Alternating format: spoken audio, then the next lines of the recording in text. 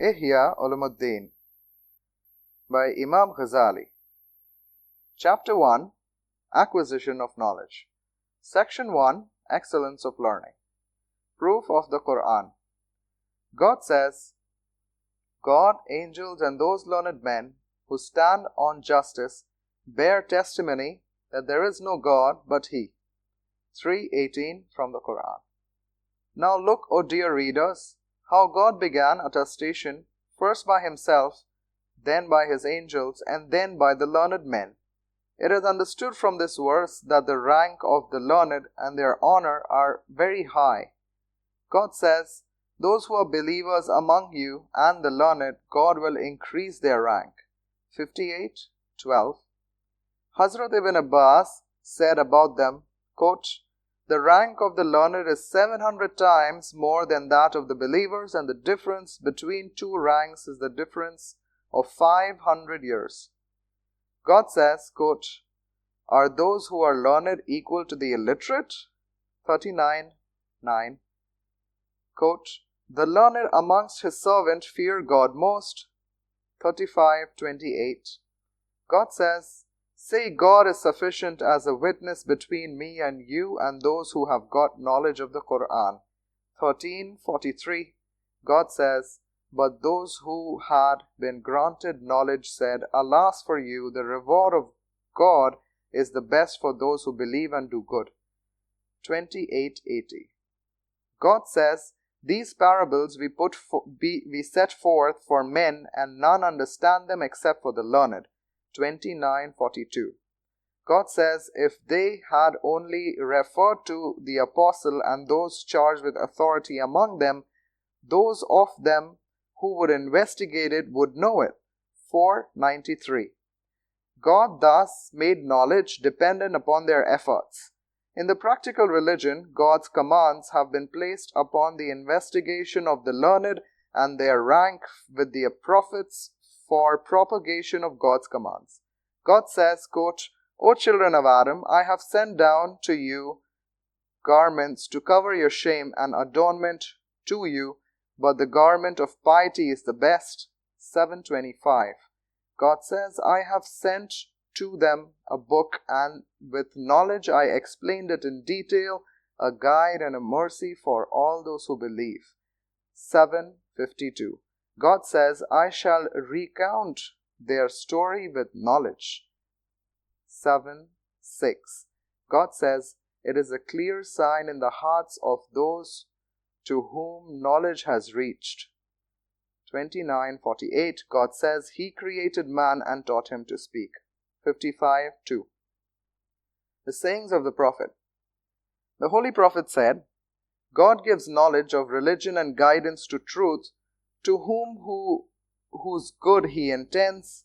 He said, the learned are the heirs of the prophets. For these it is understood that there is no rank above the rank of prophethood, and there is no honor higher than its inheritance. He said, quote, whatever is in the heavens and the earth seek forgiveness for the learned. So the angels of the heavens and the earth remain busy in seeking forgiveness for the learned, and they remain busy with themselves. What can be a greater rank than this? The Prophet said, quote, wisdom increases the honor of the noble and exalts a servant as high as to raise him to the level of kings. From this tradition, it is understood that even in this world, the fruits of learning can be enjoyed. It is also true that the hereafter is better and more lasting than this world. The Prophet said, two traits of character are not united in a hypocrite: good guidance and knowledge of theology. The meaning of theology or jurisprudence will be discussed soon. The lowest knowledge of jurisprudence is that hereafter is better than the world. When this knowledge will prevail over him, he will be free from hypocrisy and any show. The Prophet said, quote, the best of the people is a believing learned man who does good when sought for, and when the people keep away from him, he also keeps away from them. Quote, he said, belief is without dress, and its dress is God-fear.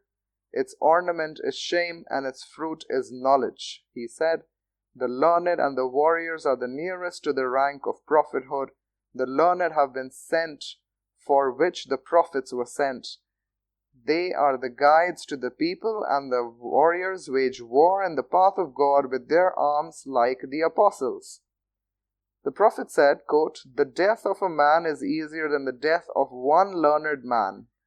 Men are like mines of gold and silver. Those who are best in the days of ignorance are the best in Islam, provided they have the knowledge of theology. I shall intercede on the day of judgment and be a witness to anyone who commits to memory 40 traditions out of my followers and transmits these to them." Unquote.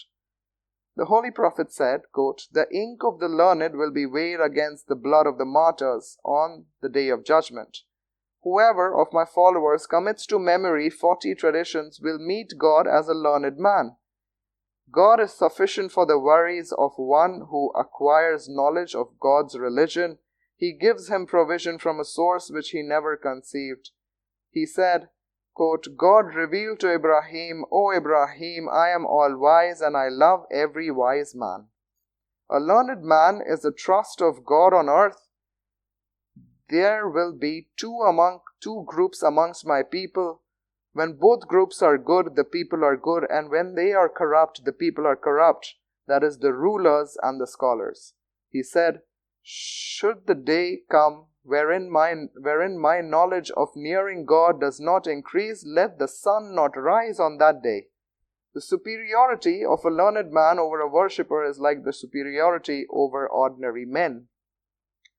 So see how the Prophet linked knowledge with prophethood, and how he belittled the rank of the learned men without action, even though a worshipper is worshipping always, and he would not have worshipped had he not possessed knowledge. He said, quote, the superiority of a learned man over a worshipper is like the superiority of the moon over the stars. There will intercede on the day of judgment the prophets, then the learned, and then the martyrs. So the rank of the learned is next to that of the prophets and higher than that of the shaheed.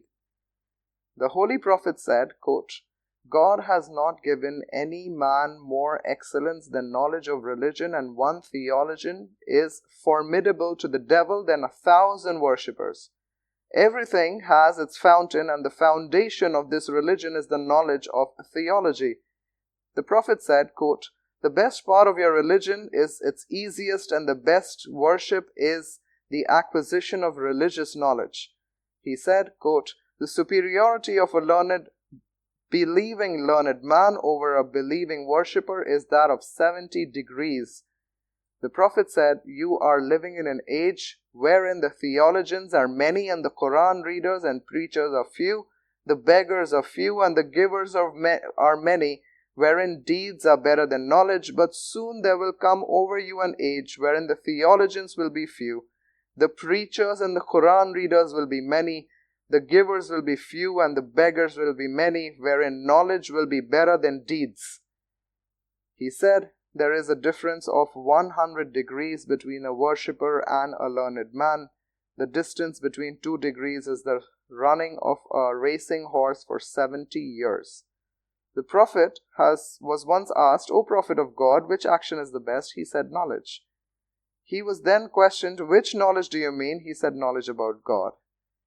They asked, I ask you about action, but you speak about knowledge. The Prophet said, with your knowledge of God, a few actions will be sufficient, and your ignorance about God will not suffice, even though your actions are numerous. He said, on the day of resurrection, God will raise up the worshippers and the learned men. He will say, O congregation of the learned men, I have not endowed you with my knowledge, but for my knowledge about you. I have not placed knowledge in you in order to punish you, so I have forgiven you. The sayings of the sages.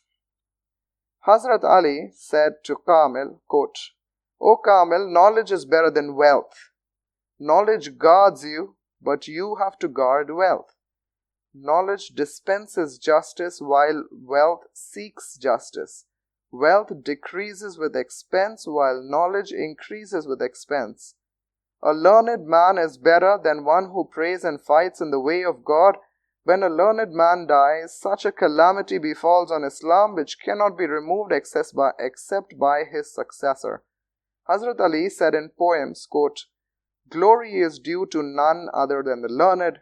Guided are they, and the proofs to the seekers of guidance. Everybody is honored proportionate to his knowledge, but the illiterate are disgraced as enemies of the learned. Acquire knowledge, you will be immortal. All men are dead, only the learned are alive." Unquote. Sage Ibn Aswad said, quote, "Nothing is more honorable than knowledge. While the kings rule over the people, the learned rule over the kings."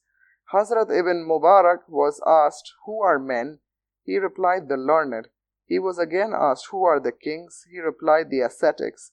He was again asked, "Who are the meanest?" He said, "Those who exchanged religion for this world."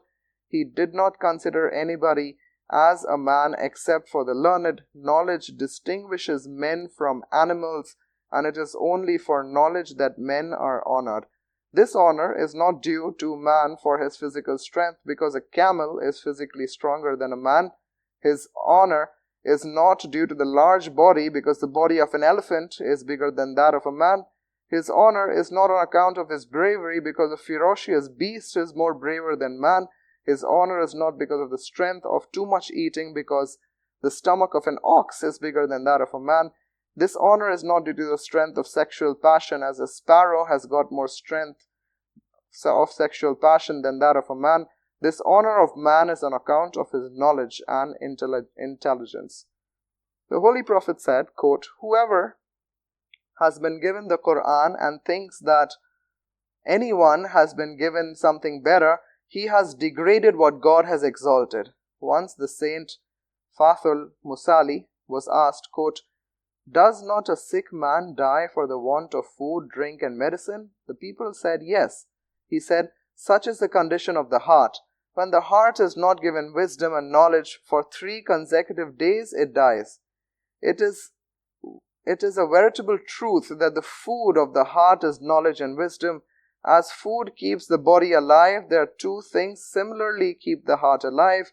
He who misses knowledge has got his heart diseased, and its end is in its death, but he does not understand it.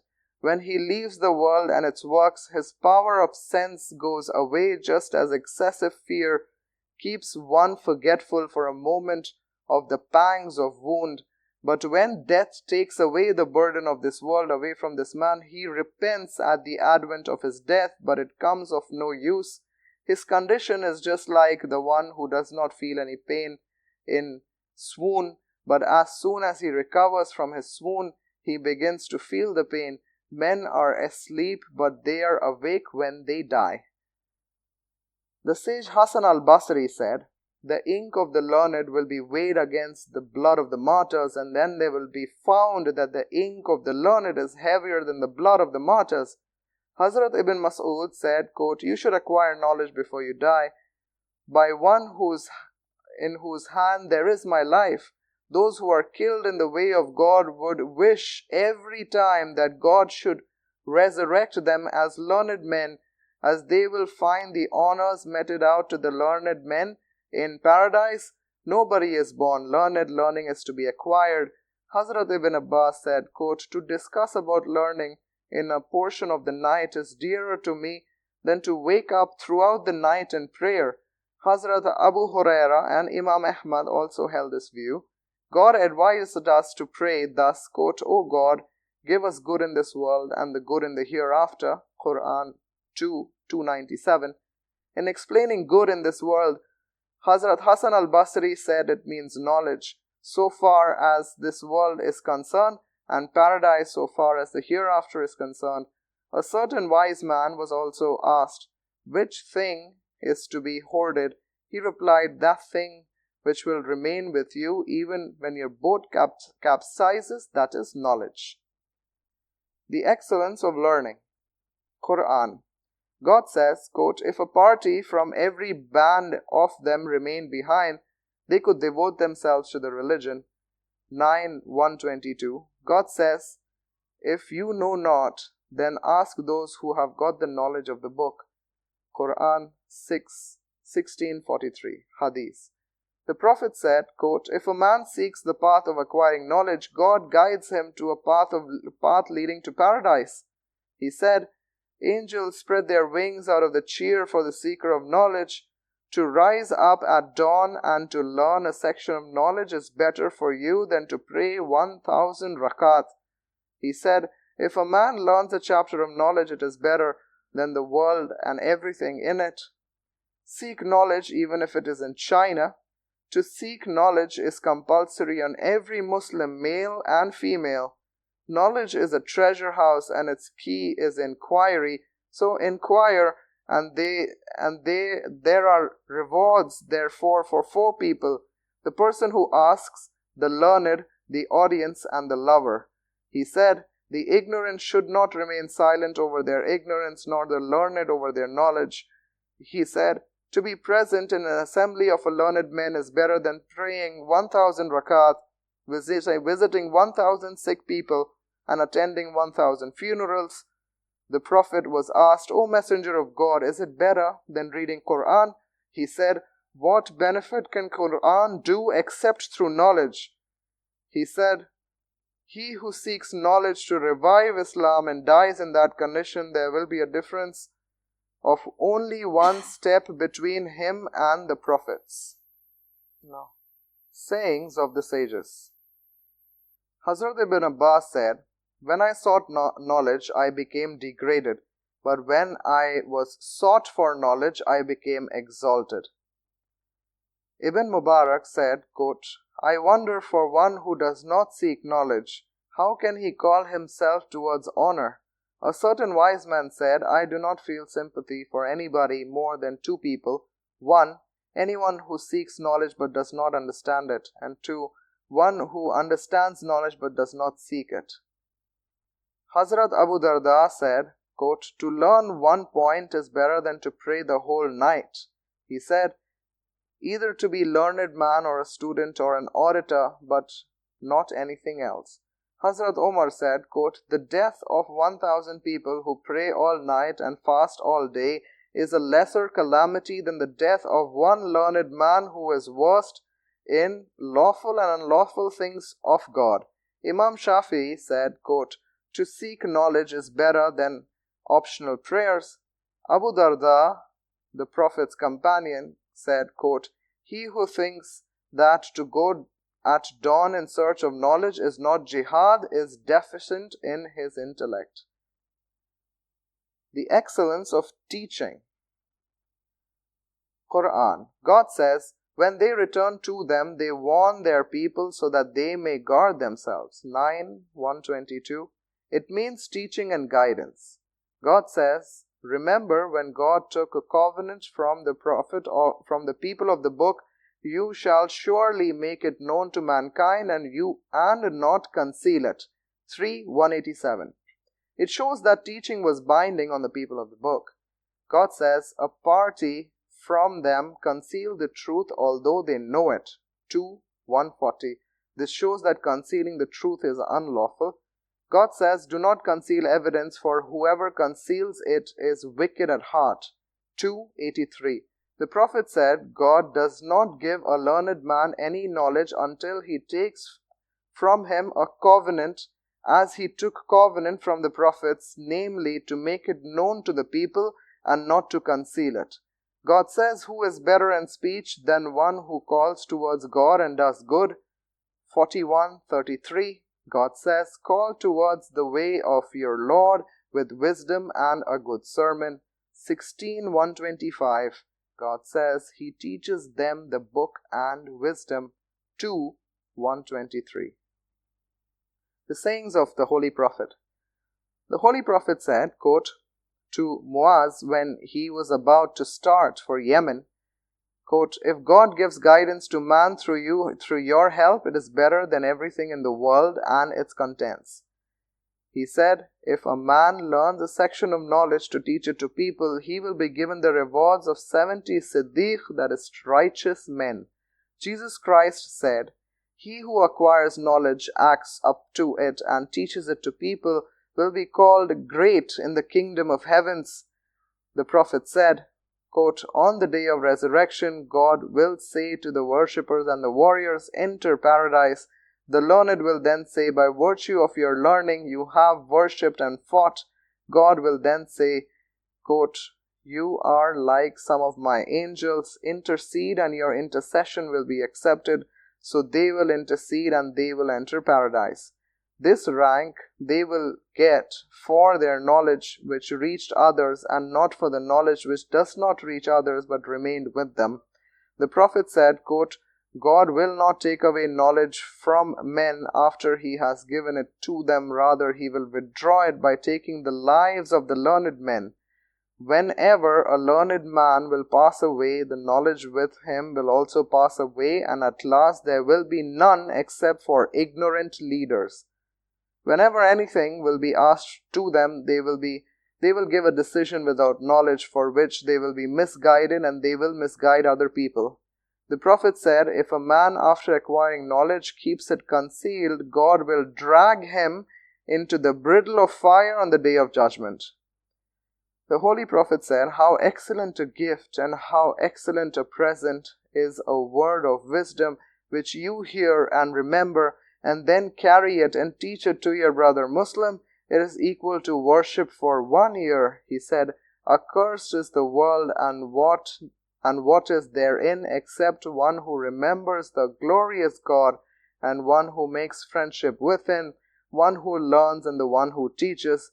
God, his angels, and the inmates of the heavens and the earth, even the ant in the hole and the fishes in the sea, like the one who teaches good to the people." He said, "A Muslim gives his brother Muslim no greater benefit than a fair tradition which has reached him and which he subsequently transmits to him." He said, quote, "If a believer hears a good advice and then translates it into action, it is better than worship for 1 year. The Prophet once came out and saw 2 assemblies. One was calling God and offering supplications, and the other was giving people good instructions. The Prophet said, 'The first group offer supplication to God. If God wishes, he may grant them, and if he wishes, he may reject them. Another group are giving advice and good instruction to the people. I have been sent as a teacher.' He then went to them and he took his seat amongst them." The Prophet said, "The simile of guidance and knowledge with which God sent me is like that of rain falling upon a certain locality. One spot became full of water, and subsequently abundant herbs and grass grew therein. The ditches and the canals and other spots reserve water, and the God gives benefits to mankind therewith. They drink water from there and irrigate their lands and grow crops. Then there is a spot wherein neither hods nor grows any grass or herbs. The first simile is that of a man who benefits from knowledge. The second simile is that of a man who does not benefit to others. The third simile is that of a man who is deprived of both the benefits." The Prophet said, "One who guides towards something good is like one who does it." The Holy Prophet said, "When a man dies, all of his actions stop except 3 things: a permanent endowment for charity, useful knowledge, and the righteous successors." He said, "There is no envy except for 2 people, quote, one whom God has given knowledge according to which he conducts himself and teaches it to the people, and 2, one whom God has given wealth and power and to spend it, and he spends it in good deeds." He said, "May God have mercy on all my successors." He was asked, "Who are your successors?" He said, "Those who love my ways and teach them to the people." The sayings of sages. Hazrat Umar said, "He who learns one hadith and induces one to act upon it will get the reward of one who translates it to action." Hazrat Ibn Abbas said, quote, "If a man teaches good to the people, everything seeks forgiveness for him, even the fishes of the sea." A certain wise man said, quote, "A learned man is an intermediary between God and men. So see how he acts as an intermediary." A learned man said, Learned men are the lights of the ages. Each is a light in his own time. giving light to the people of his time. Hazrat Hassan al-Basri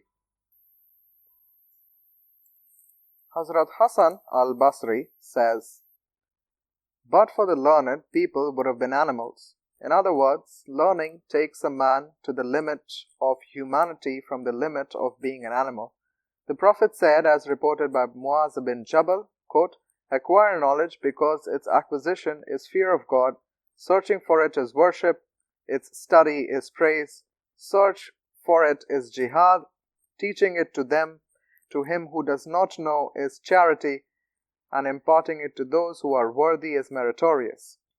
It is the friend in journey, companion in solitude, guide to religion, and light to them in happiness and misfortune, a heart friend to a stranger, and becomes the path to paradise. Through it, God exalts a nation, makes them leaders and guides of good.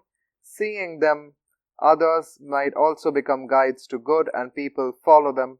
The angels urge them to work. Everything dry and fresh seeks forgiveness for them, even the fishes in the sea, the insects and the worms, the beasts in the forest, cattle and sheep, and even the stars in the sky seek forgiveness for them. Knowledge gives life to the dead heart. It is the light of eyes in darkness and gives strength to the body after removing weakness. By its help, a man reaches the rank of the pious. To think of it like fasting, and its study is prayer. By its help, God is obeyed and worshipped. By its help, warning is given. By its help, unity of God is understood. The tie of blood is maintained, and lawful and unlawful things are known." The proof of reason. The proof of reason for the excellence of knowledge is this: if the word excellence is not understood, it is not possible to know the excellence of other things. For instance, if one desires to know whether Zaid is a wise man, he should first know the meaning of the word wise, and then Zaid, or else he will go astray. Excellence is the additional quality of a thing which has got no defect. It is said that a horse is better than a donkey. If the quality of carrying loads is taken, both of them are same, but a horse has got some additional qualities which is not found in a donkey. The quality of running fast and physical beauty. An animal is sought for its quality and not for its body. Now understand why knowledge is better. As a horse is called better than a donkey for its quality of running fast, you will call knowledge better if it is compared with other qualities. Knowledge is good for its own sake and not for its connection to other qualities. All precious things in the world fall into three groups. 1. What is sought for its own intrinsic value. 2. What is sought as a means to an end. And 3. What is sought for both. What is sought for its own intrinsic value, for instance knowledge, is noble. What is sought as means to an end is gold and silver, which are mere pieces of stone having no value of its own. If God had not made them instruments of purchasing things, their value would have been equal to other stones. Knowledge is precious for its own sake, because with its help the happiness of the next world and divine vision can be gained. It is not the case with gold and silver. What is sought for both, for its own sake and a means to an end, is physical health. If a body is healthy, all things can be easily done, such as eating, drinking, and other works. But the object of these things is to gain happiness in the hereafter and nearness to God. If this object is kept in view, you will get pleasure in the acquisition of knowledge. The highest rank of men is the attainment of happiness in the next world, and the most excellent thing are the ways that lead him to it. So knowledge is the root of good fortune in this world and in the next. The result of knowledge is to enjoy nearness to God, to keep company with the angels and the pious divines, which are objects of the next world, and it is the result of this world is honor, influence over the rulers and the people. So acquisition of knowledge and its teachings are excellent actions in order to keep and seek good in this world and good in the next, and is the most laudable with the above objectives. The affairs of this world do not become orderly except through activities, but the human activities are divided into three categories. 1. The first category includes 4 fundamental activities without which the world cannot go into order, that is, agriculture for raising food, to maintain lives, weaving for the manufacturing of clothes, architecture for the building of houses, and government for regulating human relations for living in peace and harmony. The second category includes such activities that are helpful to the above-mentioned activities, such as iron crafts or plows for cultivation, instruments for spinning and weaving clothes. The third category includes such activities which are supplementary to the principal industries previously mentioned, such as eating, drinking, making dresses, clothes. These activities are necessary for human habitation, just as the various organs of the body are necessary for the upkeep of the human body. The organs of the body are also divided into 3 categories. 1. The fundamental organs such as the heart, liver, and the brain. 2. What is helpful for these organs such as the stomach, veins, backbone, without which you cannot function. 3.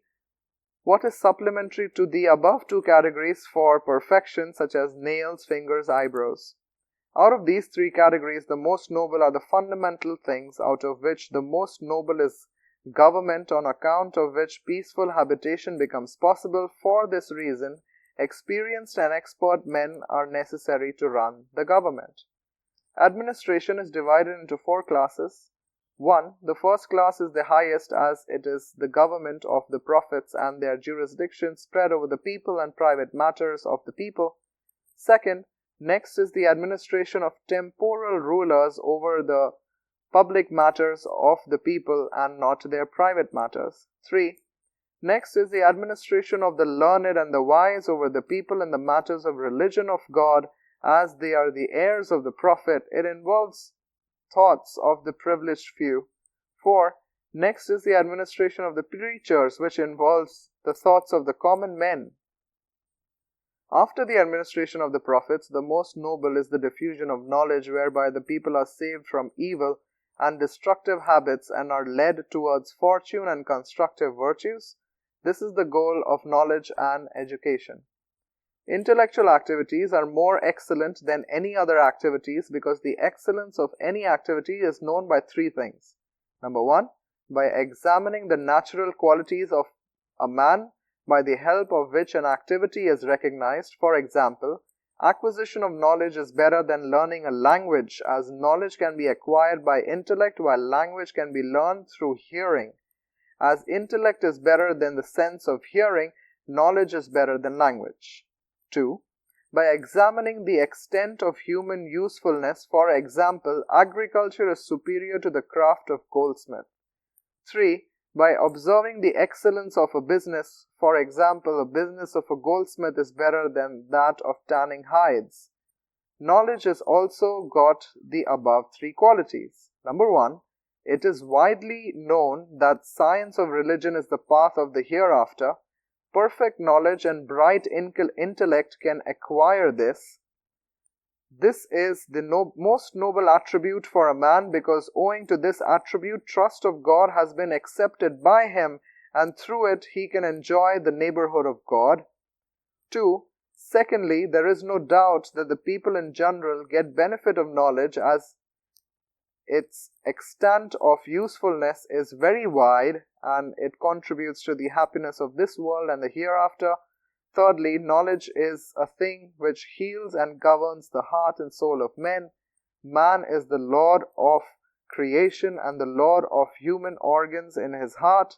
A spiritual teacher purifies the heart and guides it towards God. So teaching is the finest mode of worship. The heart of a learned man is one of the good stewards of God. What rank is thereafter higher than that in which man is an intermediary between his Lord and fellow men to draw him closer to God and to paradise? Section 2. Praiseworthy and blameworthy branches of knowledge. Compulsory learning. Farz-e-Ain. The Prophet of God said, quote, "To seek learning is compulsory on every Muslim. Seek knowledge even though in China." There is a difference of opinion amongst learned as to which branch of knowledge is obligatory on an individual. There are about 20 different groups in this matter. The scholastic theologians, that is the scholastic theology, because it contributes towards understanding of Tawheed and the attributes of God. The jurists say that this is fiqh or jurisprudence because with its help, worship, worldly affairs, lawful and unlawful things can be understood and known. The traditionalists say that it is the knowledge of the Quran and the ways of the Prophet. The Sufis say that it is Sufism, so on and so forth. Abu Talib Makki said that it is the knowledge about the 5 pillars of Islam. Knowledge is of 2 kinds. Knowledge of practical religion and knowledge of spiritual matters. The knowledge which is compulsory ascertains to the practical religion which deals with 3 matters: belief, actions and prohibitions. For instance, when a sane man attains puberty, it becomes compulsory on him to learn the words of attestation, La ilaha illallah Muhammadur Rasulullah. To know its inner meaning does not then become compulsory on him. He is to believe it without any doubt or proof. The Prophet first required initially only a mere verbal acceptance of Islam and confession of faith from the Arabs. What was compulsory on them at that time was fulfilled. After that, the knowledge of the duties to do became compulsory on them. These duties deal with actions and prohibitions. As regards actions, if a Muslim reaches the early afternoon prayer, it becomes compulsory on him to first know how to pray and then put it in action. This is the case with him in case of other prayers as well. If he lives up to the month of Ramadan, it becomes compulsory on him to know the rules of fasting and then to fast. This is the case with the pilgrimage, that is the Hajj, Zakat and other duties ordained by God and binding on all Muslims. As to prohibitions, it depends upon circumstances and new events.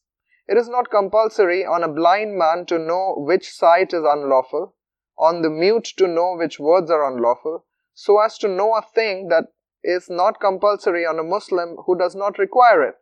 If after the acceptance of Islam there is anybody who wears a silk dress or takes property of another Muslim by force or looks at a strange woman with passion, he must know how to restrain himself from these things. So as to beliefs and thoughts of mind, their knowledge is obligatory according to the state of mind. Thus, if a man feels any doubt in his mind about the meaning of the Tawheed or of attestation formulas, it then becomes compulsory on him to know what will remove that doubt. When a duty becomes binding on a man, to acquire knowledge about it becomes binding on him. As a man is not free from hatred, envy and impulses of evil, it becomes compulsory on him to know some of the evils as described in the Book of Destructive Evils. Why should it not be compulsory when the Prophet said, quote, 3 things are destructive: miserliness, vehement passion, and self-conceit. Other evils follow these 3 destructive evils. To remove these evils from the mind is compulsory. If a man is converted to Islam, what is compulsory for him is to believe in paradise, hell, the day of judgment, and the resurrection day. The Prophet said, to acquire learning is binding on every Muslim. He did not say to learn Alif, Lam or Mim, but he said to learn the science of actions. As actions become gradually compulsory on him, to acquire knowledge about these duties becomes compulsory on him. Farz-e-Kifaya, compulsory duty on community. Know, O dear readers, that learning about the duties are divided into 2 categories. Those which are connected with religion and those which are not so connected. The religion learning are those which come from the holy prophets and which there is no question of intellect, and the learnings that are not connected with religion are mathematics, medicine, etc. There are 3 kinds: praiseworthy, blameworthy and permissible. The sciences which are necessary for progress in the world are praiseworthy, such as medicine, mathematics, etc. These are farz-e-kifaya, or binding on a community as a whole. Farz-e-kifaya is such a compulsory duty without which no nation can go on in this world. If a man at least acquires such learning or science in a town or locality, all other people in the town get absolved from this sin. If, however, nobody learns it, all will be transgressors. The science which should be learned for agriculture, administration, industry, weaving, etc. are farz-e-kifaya. To be expert in such learnings is not farz-e-kifaya. The learnings which are blameworthy are sorcery, juggling, gambling, and likes. The learnings which are permissible are poetry, history, geography, biology, etc. All learnings connected with religion are praiseworthy, but when other learning is mixed with them, it becomes sometimes blameworthy. The praiseworthy learnings comprise branches which are helpful and supplementary learning. These are of four kinds. 1. Sources of religious learnings are four in number. Number A, the Book of God, the Sunnah, and the usages of the Holy Prophet, the unanimous opinions of the Muslim jurists, which is ijma, and the sayings of the companions. Ijma is the third source of Islam as it shows the path towards the usages of the Prophet. The first source is the Quran and the second is Sunnah. The fourth source is the sayings of the companions because they saw the Prophet and witnessed the coming down of revelation, and they saw what others did not see through their association to the Prophet. Number 2. Branches of learning of religion are drawn from sources not according to the literal meaning but according to the meanings adduced by the mind, thereby writing the understanding as indicated by the following hadith, quote, "A judge shall not sit in judgment when angry." This means that he should not pass a judgment when he is pressed by calls of nature, hunger, or disease. The last thing is of two kinds. One kind relates to the activities of this world, such as the books of law, and is entrusted to the lawyers, and the other kind relates to the activities of the hereafter. The latter is the science of the conditions of the heart and its praiseworthy virtues and blameworthy evils. Number 3. The third is the science helpful for praiseworthy science, such as the science of language, grammar, which are necessary to know the Quran and the Sunnah. They are not themselves religious education. They were not necessary for the Holy Prophet as he was illiterate.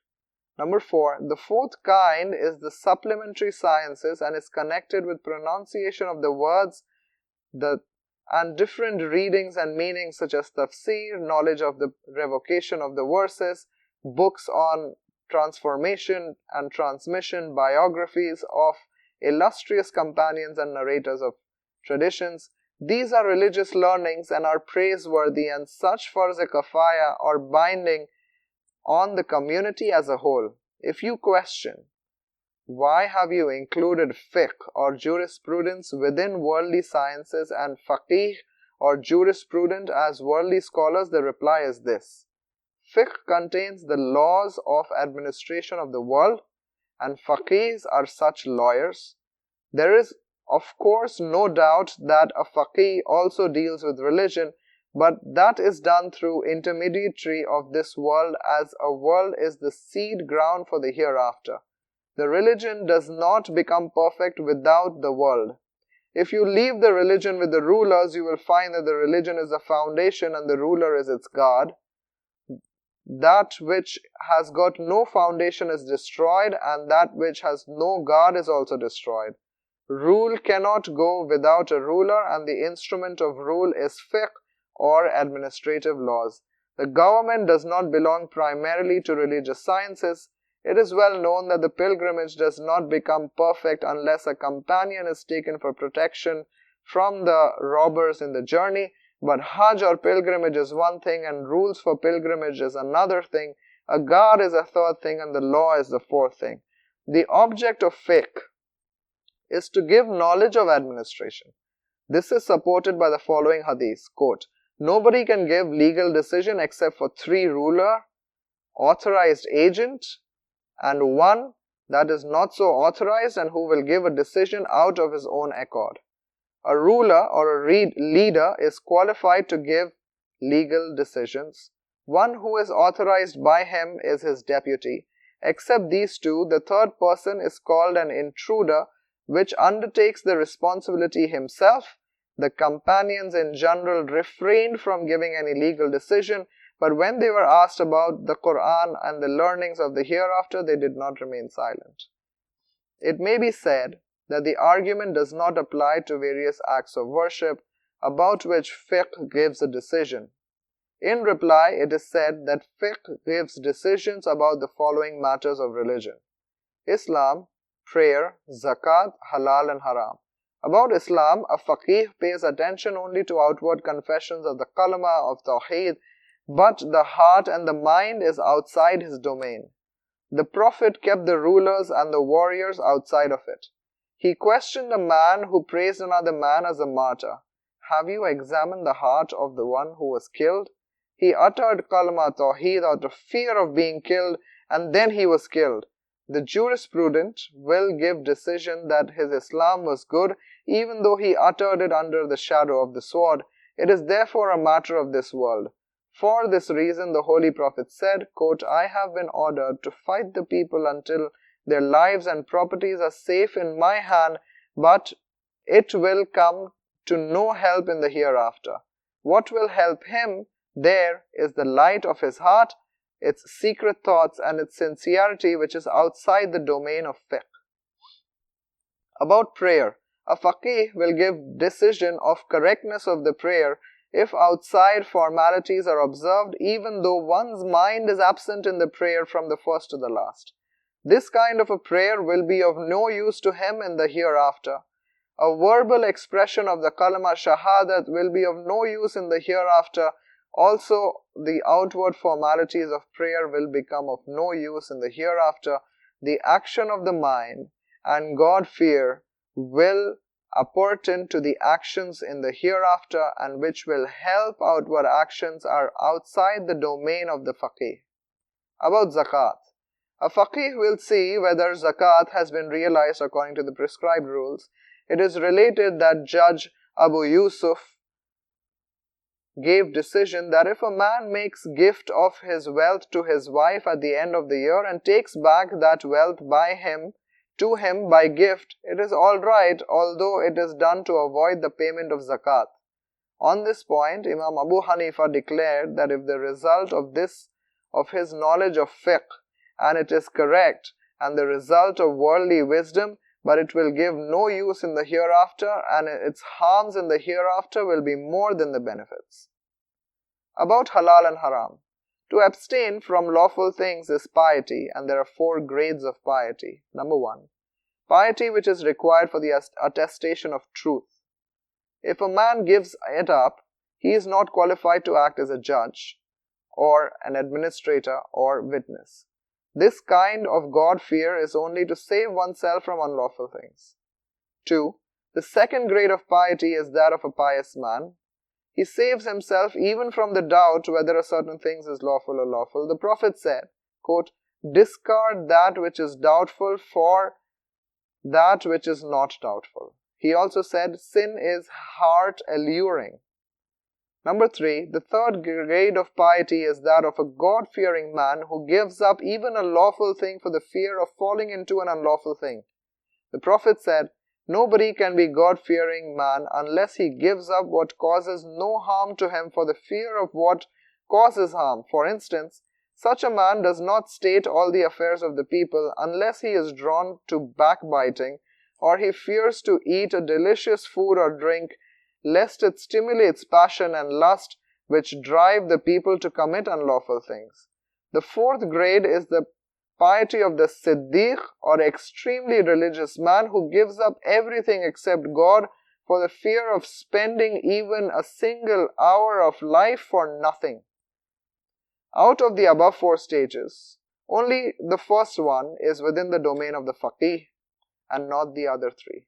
The Holy Prophet once said, quote, Consult your conscience even though they give you decision 3 times. A faqih does not express opinion regarding the machinations of the heart, but confines his opinions on things which are subject to the matters of courts. His jurisdiction is limited to the matters of the world. The science of the road of the hereafter is divided into 2 parts, the science of revelation and the science of practical religion. The science of revelation is the primary object of the science of practical religion. A certain Sufi said, quote, "I fear the bad end of a man who has got no portion of knowledge of revelation.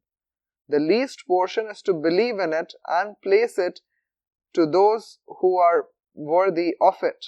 A certain sage said, "Whoever has got 2 characteristics, hearsay and pride, will never be blessed with the secret science." Another sage said, "Whoever is addicted to this world or persists in this low desires will not attain the secret science, though he might learn all the other sciences." This secret science is the science of the Siddiq and the science of the neighborhood of God. This is the light which illuminates the heart, cleansing it of all impurities and blameworthy sins. He understands now what he heard before, but he does not understand. He comes to learn the eternal and perfect attributes of God, His works and wisdom in the creation of this world, the meanings of prophethood, the devil, the angels, and the cause of revelation on prophets, the meaning of paradise, hell, punishment of the grave, bridge, balance, accounts, and many other things.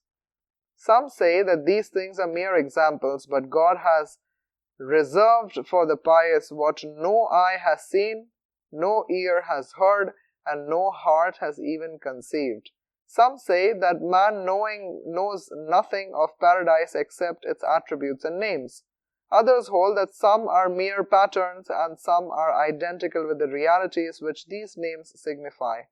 Likewise, others hold that limit to the knowledge of God is one's inability to reach it.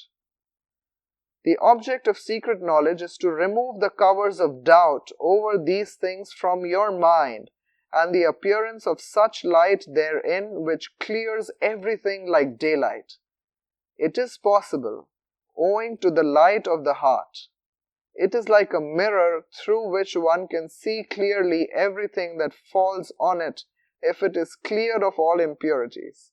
The science of the heart is that by which these impurities are removed from the heart, as these impurities are impediments and obstacles to the knowledge of God's attributes.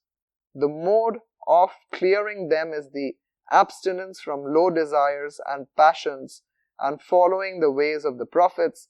Thus, to whatever extent the heart is cleaned and made to face the truth, to that same extent it will reflect in reality. This cannot be attained without discipline and efforts. This secret science cannot be written in books, but it can be gained by experience as a gift of God. About this science, the Holy Prophet said, "This is such knowledge which is like hidden things. None can grasp it except those who know God. Don't despise such learned man whom God has given a portion of it, as God does not despise a man on whom He gives a gift." The second kind of practical religion is praiseworthy and blameworthy sciences of the state of the heart. Its praiseworthy qualities are patience, gratitude, fear, hope, contentment, God-fear, generosity, recognition of the gift of God under all circumstances, good faith, good conduct, truthfulness, and sincerity. To know the limit of these attributes, their real nature, and the means whereby they are attained, their results and their signs are included in the science of the hereafter. The blameworthy evils, such as the fear of poverty, displeasure over the decree of God, envy, hatred, hypocrisy, flattery, hope for living long, pride, show, anger, enmity, greed, miserliness, self-conceit, to honor the rich, to look the poor with contempt, haughtiness, vanity, boasting, loss of the fear of God, expression of piety, lukewarm support for truth, secretly fostering enmity with outward or friendship, revenge, deceit, breach of trust, harsh treatment, contentment with the world, oppression, loss of shame and kindness. These are faults of the mind, roots of evil deeds and miseries. The opposing qualities are praiseworthy and the fountain heads of all good deeds. To know their real nature belongs to the science of the hereafter, and to know it is compulsory on part of learned men of the hereafter. Whoever turns away from it will be destroyed in the hands of the King of Kings, just as anybody going against temporal rulers and the law of state will be destroyed. The attention of jurisprudence with respect to compulsory sciences is towards the world, and the attention of the people is towards good of the hereafter. If any faqih is asked about sincerity, he would make delay in reply, but as soon as he is asked about divorce or other matters, he will reply at once and deal with subtle intricacies. Among the learned men of practical science, those who are God-fearing keep attached to the learned men of secret sciences. As a student sits in a school, so Imam Shafi used to sit near Shayban Ray and ask him, quote, "How shall I do this work?" The people asked Imam Shafi, "Are you asking questions to a Bedouin?" He said, "This man has learnt what we have not learnt." Imam Ahmad bin Hanbal and Ihya bin Ma'in could not agree on a certain matter, and they therefore went to Maruf Kharki, who was not equal to them in the science of practical religion. They said to him, quote, "The Prophet said, quote, 'What will you do when you not find a matter in the Quran and the Sunnah?' He said, 'Ask a pious man amongst you and consult them in this matter. We have come to you for this.'" Someone said, quote, "The learned men of exoteric knowledge are the ornaments of the world and the state, but the learned men of exoteric knowledge are ornaments of the kingdom and the angels." Hazrat Junaid said, quote, "My spiritual guide said to me once, 'With whom do you keep company when you leave my house?' I said, 'I keep company with Mohbasi.' He said, 'Yes, follow his knowledge and manners, but avoid the subtleties of his scholastic theology and return it to him.' When I left him, I heard him say, quote, 'May God make you the first muhaddis and then an ascetic, but not first an ascetic and then a muhaddis.' Its meaning is that we should acquire first the science of tradition and learning and then become an ascetic, and he will then get salvation. But he becomes an ascetic before acquisition of knowledge throws himself into faults.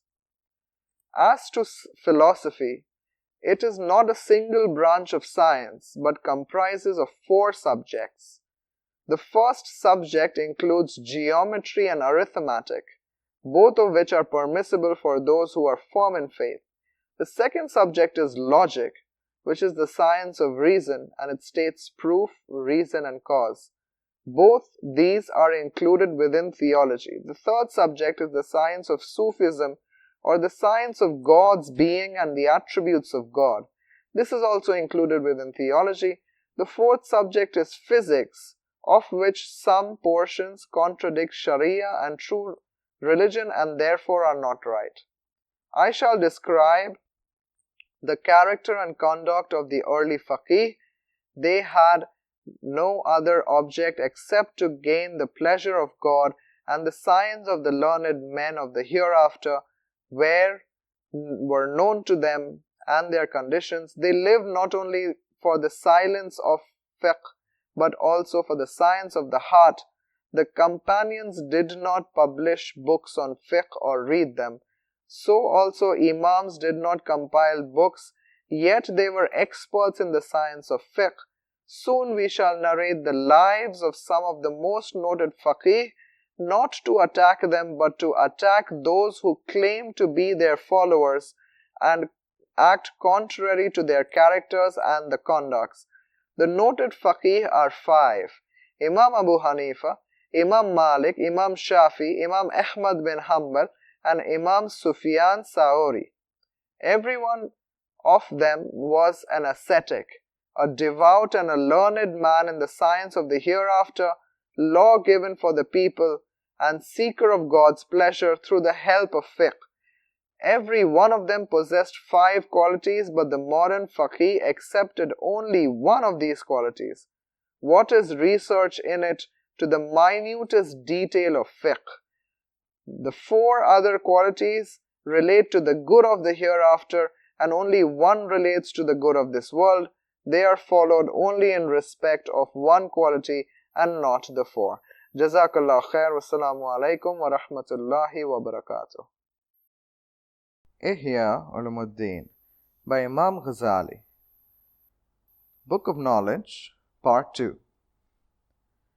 Imam Abu Hanifa. He was a great Imam and a great ascetic and God-fearing man. He sought God's pleasure by his knowledge.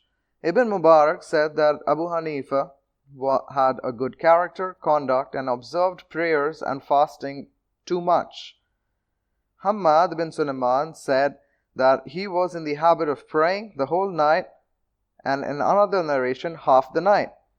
Once Abu Hanifa was walking in a street when people hinted at him, saying, "This man spends the whole night in prayer."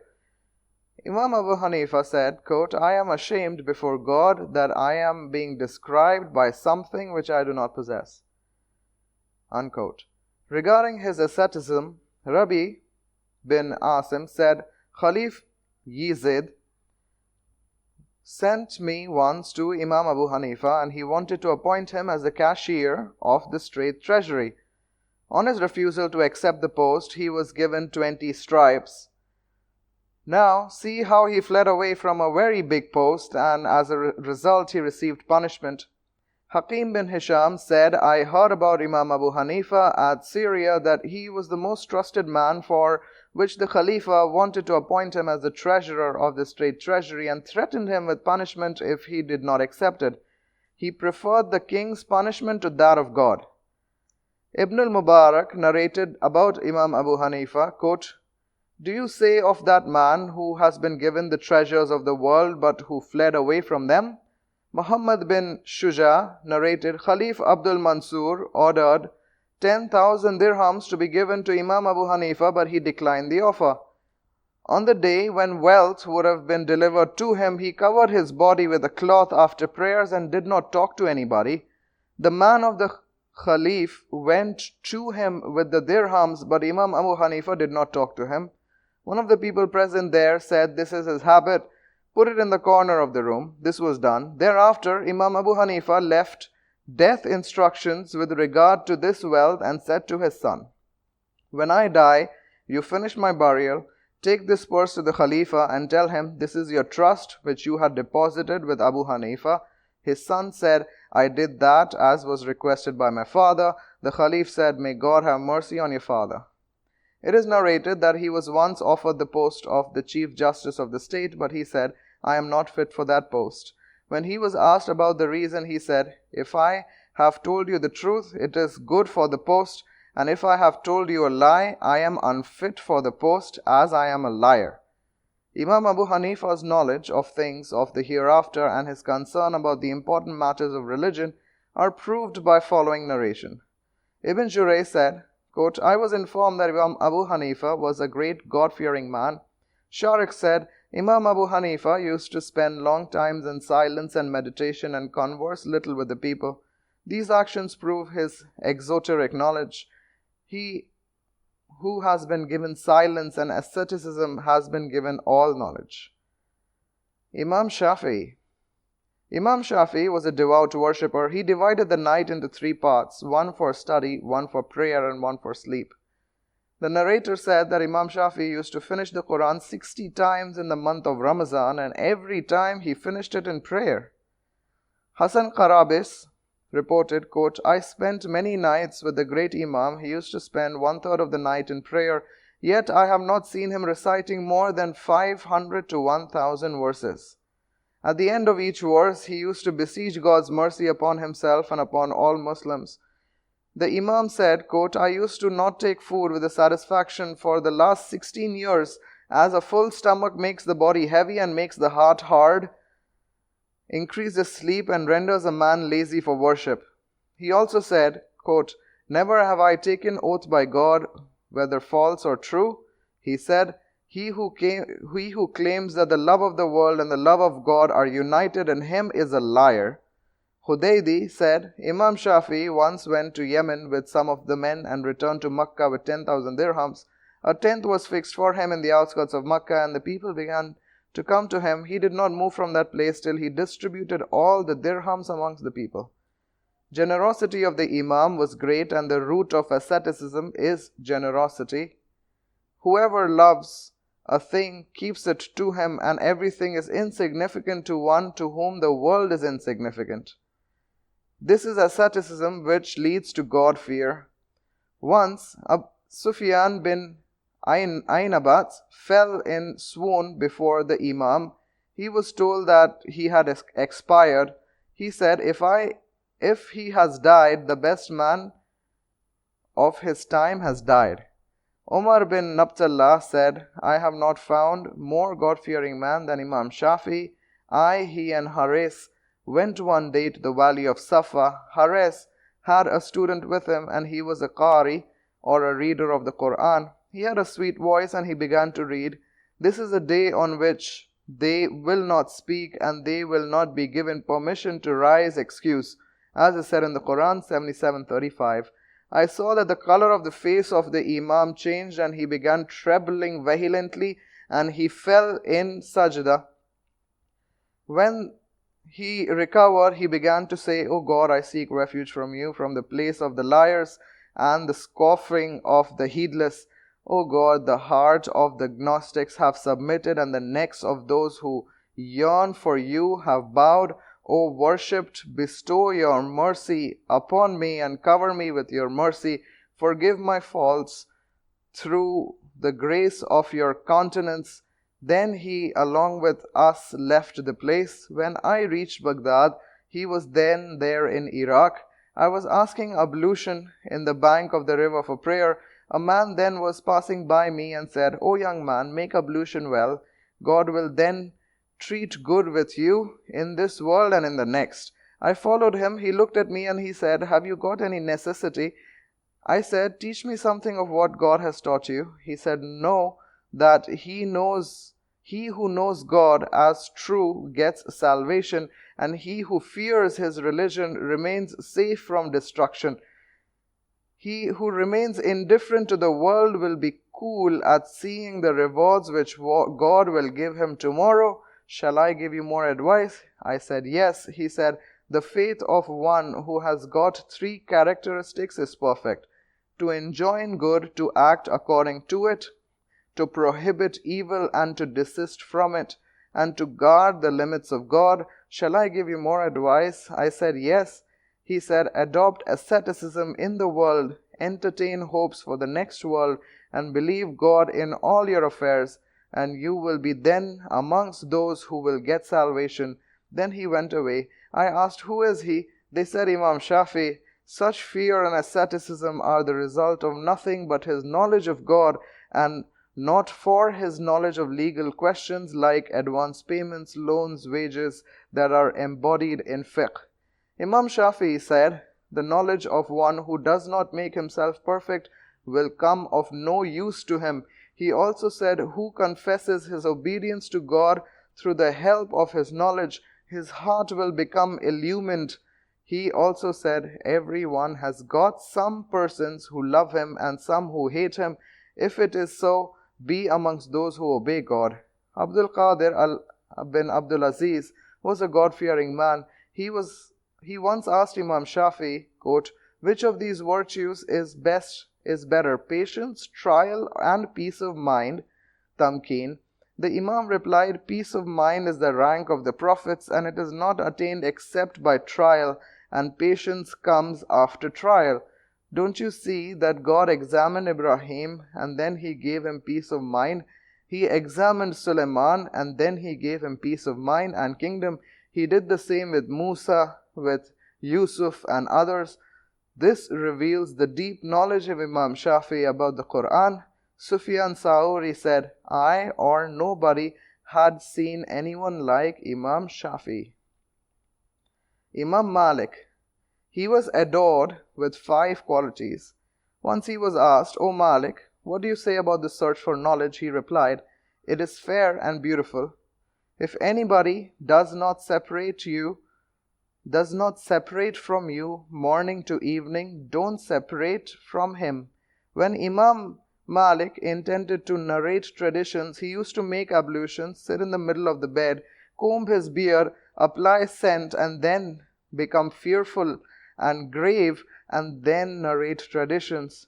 When asked about these formalities, he said, I intend to show honor to the traditions of the Prophet. He said, knowledge is light. God places it wherever He wishes.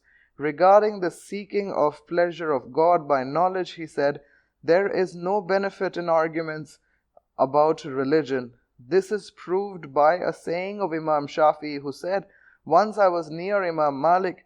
He was asked about 48 legal questions. He replied regarding 32 questions that he does not know. When the learned were mentioned, Imam Malik was counted as a bright star. It is said that once Khalif Mansur prohibited him to narrate the particular tradition on the illegality of divorce made under compulsion. The Khalif thereafter instigated someone to ask the Imam on the subject. He declared amongst the people that divorce pronounced under compulsion is not binding. For this, the Khalif had him flogged. Khalif Harun Rashid was once asking Imam Malik, have you got any house? Imam Malik said no. The Khalif then gave him 3,000 dinars and said, go and buy a house with this money. The Imam accepted the money, but he did not spend it for that purpose. When the Khalif intended to return to Baghdad, he asked Malik, you should have come with us because we have decided to make the people follow Mawlata as Usman made them follow the Quran. Malik said, this is not the way the people follow Mawlata, because the companions of the Prophet after his death dispersed around different countries and they related the traditions in each place. Further, the Prophet said, difference of opinion amongst people is a blessing. As for my going with you, there is no way, as the Prophet said, had they known, they would have known that Medina is the best for them. Again he said, Medina removes its corruptions just as the furnace removes the dust of the iron. Thereafter, here are your dinars. If you like, take them back, and if you like, leave them here. Does this mean that you ask me to leave Medina in return for what you have given me? I swear I prefer nothing more than the city of the Prophet, not even the whole world. Such was the asceticism of Malik when, as a result of his diffusion of knowledge and spreading of his companions, large wealth began to come to him from different corners of the earth. He used to distribute them in charity. Such an ascetic was Suleiman despite his royal glory. Another example of his asceticism is that Imam Shafi once said, I noticed a number of Khorasani horses at the door of Malik. I have never seen any other horse better than them. I said to Malik, how beautiful are they? He said, they are presents from me to you. I said to him, keep one of them for yourself for riding. He said, I shall be ashamed before God to tread with the hoof of any lest beast of burden the soil wherein lies his Prophet. See therefore his benevolence and veneration for the soil of Medina. There is yet another report of his asceticism. He said, I once went to the Khalif Harun Rashid. He asked Malik, O Abu Abdullah, you should come frequently to my place so that I may learn from you the Muwatta, which was his book. He said, may God exalt my master. This knowledge has come from you. If you honor it, it will be exalted, and if you dishonor it, it will be despised. Knowledge is something you shall learn and not something you shall receive. Then the Khalif said, you are right. He said to his sons, go to the mosque and acquire from him knowledge along with the people. Imam Ahmad and Sufyan Sauri had many followers. Nevertheless, they are known for asceticism and the fear of God. All book contains their sayings and stories of their asceticism. Now examine the lives of the Imams and scrutinize those who claim to be their followers. Did the Imams rise to such eminence only because of their knowledge of fiqh, which now means contracts of the type of the salam and hire and rental and lease and loan and other worldly laws? Section 3. Blameworthy sciences. Knowledge is not held to be blameworthy except for one of the three reasons. First, it leads to the harm of another. It becomes blameworthy, such as magic, sorcery, talisman. These sciences are true, no doubt, as the Quran testifies about them. The Sahih Bukhari and Muslim narrates traditions also that the Prophet of God was once the victim of sorcery, for which he fell ill. Jibreel informed the Prophet of this matter. The enchantment was taken out from underneath a stone in the bottom of a well. It is a kind of knowledge obtained through the learned men of the precious stones, mathematical calculations of the places and times of the rising of stars. The second reason is that if science causes harm to the acquirer, it is blameworthy, such as the science of astronomy. It is of two kinds. One calls with mathematics and is connected with accounts. The Quran says the sun and the moon have got courses reckoned, 55:4. It says again, as for the moon, I decreed stations for it till it changes like an old and a crooked palm branch, 36:39. The second kind deals with astrology, the gist of which is that the future events are indicated by the present causes. Astrology is therefore an attempt to know the course of laws and ordinances of God in connection with God's creations. The Sharia has declared it as blameworthy. The Prophet said, when taqdeer is mentioned, remain silent, and whenever my companions are mentioned, remain silent. The Prophet said, I fear three things for my followers after me: the oppression of the leaders, faith in astrology, and disbelief in taqdeer, that is, the decree of God. Hazrat Omar said, learn astrology to conduct you in the land and sea and not more. There are three cases of this prohibition. Firstly, it is harmful for the majority of the people because thoughts occur in their minds that it is the stars which influence the course of events, and so the stars are worshipped. The wise man knows that the sun and the moon and the stars are subject to the commands of God. The second reason is that astrology is purely guesswork. It is to be termed blameworthy because its command is only ignorance. Once the Prophet was passing by a man surrounded by the people. He asked, who is this man? They said, he is a great learned man. The Prophet asked, of what learning? Of poetry and Arab genealogy. The Prophet said, such a learning which does not have any benefit and such ignorance which does not do any harm. The Prophet said, learning is of decisive verses or lasting usages of the Prophet and just ordinances based on the Quran and the Sunnah. It appears from this discussion that astrology and the like sciences are useless undertakings. The third reason, that is, this science is blameworthy, is that it becomes of no use when one acquires it. For example, learning of trivial sciences, because the important ones, learning of subtleties before fundamentals. Ignorance, however, in some cases is beneficial, as is seen from the following story. A certain person once complained to a physician that his wife was sterile and that she bore no children. The physician left the pulse of the woman and told her that she would die after 40 days. The woman got extremely frightened and gave away all her wealth and lived these 40 days without food and drink. After that period, her husband came to the physician and said that his wife did not die. The physician said, now cohabit with her and you will get an issue.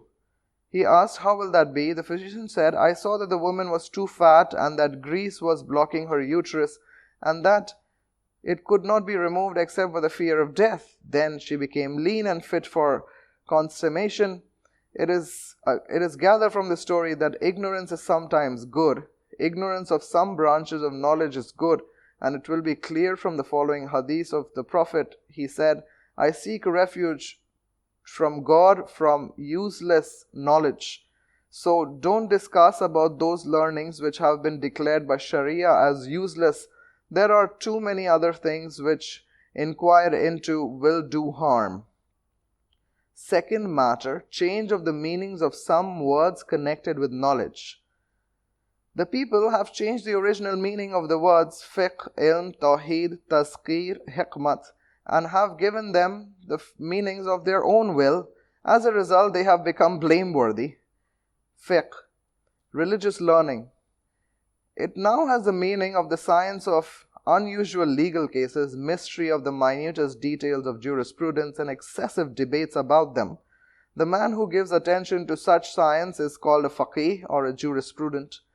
In the first century, it had a different meaning. It was the science of the path of the hereafter and knowledge of the beneficial and harmful matters of the soul and the heart, and the knowledge of the meanings of the Quran and the domination of God's fear over the heart.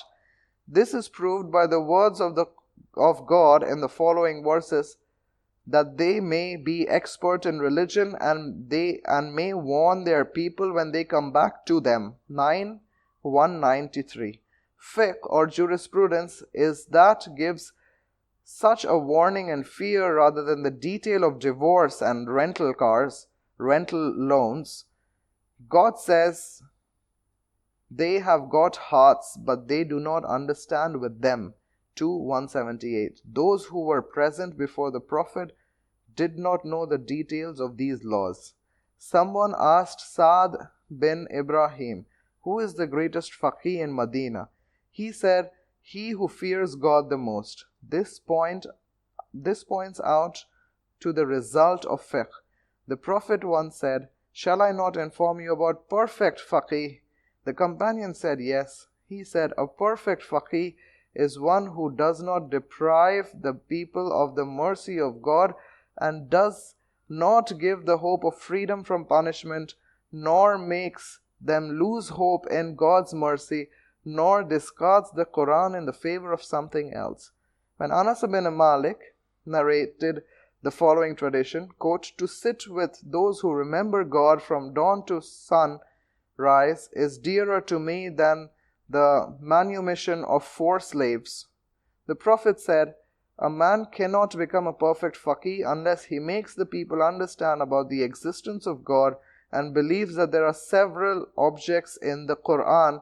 Hazrat Hassan al-Basri said, a faqih is one who renunciates the world, remains steadfast to the hereafter, is wise with his religion, worships his Lord constantly, restrains himself from the attacks of the reputations of his fellow Muslims, is indifferent to the wealth and wishes good for the Muslim world. He did not say one who commits to memory the intricate laws of fiqh. Ilm is the science of knowledge, the science of knowledge of God and His verses.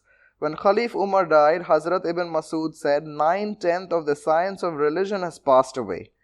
The people present use the term ilm to mean the science of those who can debate well the cases of jurisprudence with their adversaries, and those who cannot do that termed weak and outside the category of learned men. But what has been said about the excellence of learning and the merits of learned men apply to those who are well versed according to the former meaning of the word ilm. Tawheed, the unity of God. The present meaning of Tawheed is scholastic theology or ilm kalama, the knowledge of the methods of argumentation, the manner of confronting people. Tawheed was then the belief that all things are from God, and it ruled out all intermediary causes, the belief that good and evil come from God, and that result of Tawheed is God reliance. Such people believed that another fruit of Tawheed is to avoid complaints to the people, not to get angry at them, and to remain satisfied with the decree of God. Another fruit of Tawheed is the saying of Hazrat Abu Bakr if in his illness the people said to him, let us call a physician for you. He said, the physician himself has given me the disease. In another narration he said, the physician said, I certainly do what I will wish. Said in the Quran 85:16. Tawheed is therefore a precious fruit which is engaged in several husks. The outer husk is distant from the inner husk. The modern people have taken up the husk and given up the inside. The people have termed it as science of the husk and given up the science of the inside. The meaning of the husk of Tawheed is to utter by tongue, there is no God but Allah. It is opposite to the Trinity of the Christians. The hypocrite Muslims also utter it. The inside of Tawheed is confirmation by the heart what the tongue says. The heart believes it to be true. That is real Tawheed, which is to entrust every affair of man to God in such a way that his attention is not diverted to any other matter except God. Those who follow their passions do not conform to this kind of monotheism or Tawheed.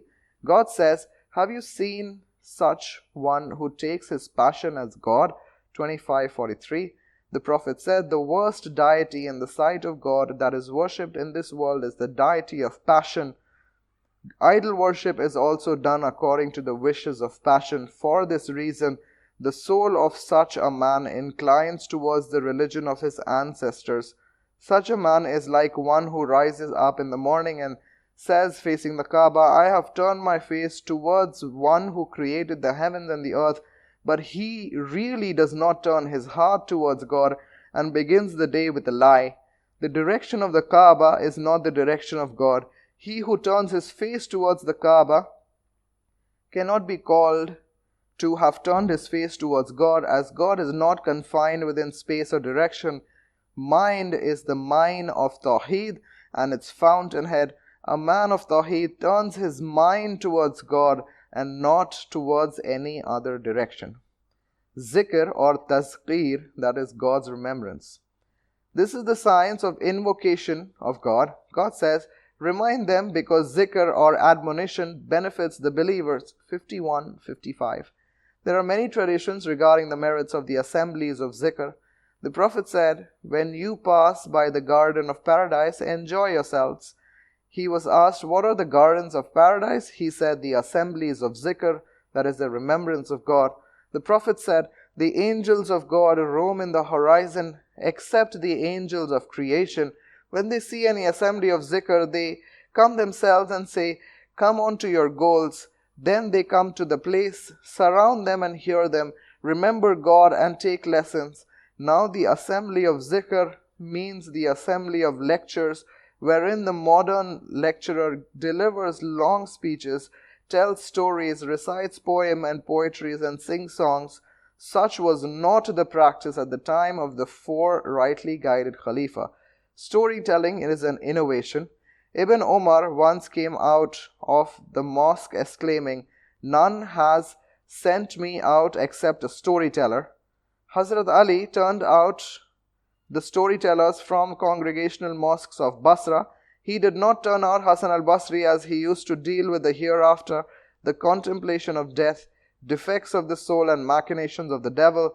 Such is the assembly about which the Prophet said, to be present in the assembly of zikr is better than 1,000 rakat of prayer, visiting 1,000 people and attending 1,000 funerals. Hazrat Atta said, one assembly of zikr expiates the sins of 70 assemblies of useless talk. The Prophet once heard 3 talks from Abdullah bin Rawaha and said, O Abu Rawaha, keep yourself far from ornamental talks. He asked the Prophet one day about the blood money of a child which died in the womb of his mother, saying, how shall we pay the blood money of a child that has taken no food, no drink, or nor cried, or taken a breath? Such murder is excusable. The Prophet said, are you like the desert Arabs who indulge in ornamental words? Poetry. As to poetry, its general use in sermons is bad. God says, as to poets, those who go astray follow them. Those who go astray follow them. Don't you find the wandering in each valley and say what they do not do? 26:255. God said, I did not teach the Prophet poetry, nor is it becoming of him. Furthermore, what is narrated of poetries and sermons comprises mostly of love episodes, description of the beauties of women, the joys of union, and the pangs of separation. This gives a rise to lust and sexual passion more than religious enthusiasm. There are, however, such poetries which contain wisdom. The Prophet said, there is wisdom in poetry. Hikmat. The word hikmat, derived from the word hikmah, is now used in the case of physicians, astrologers, and those who tell the future to the people by examining hands of people.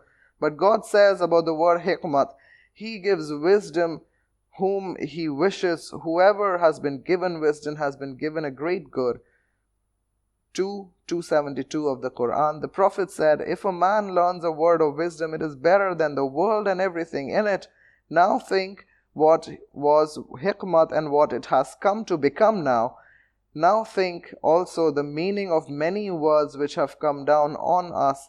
One day a man asked the Prophet, what is the worst creature in creation? The Prophet said, O God, pardon me. On being repeatedly asked, the Prophet said, the wicked learned men. Now you have come to know about praiseworthy and blameworthy sciences and how they intermingled with one another.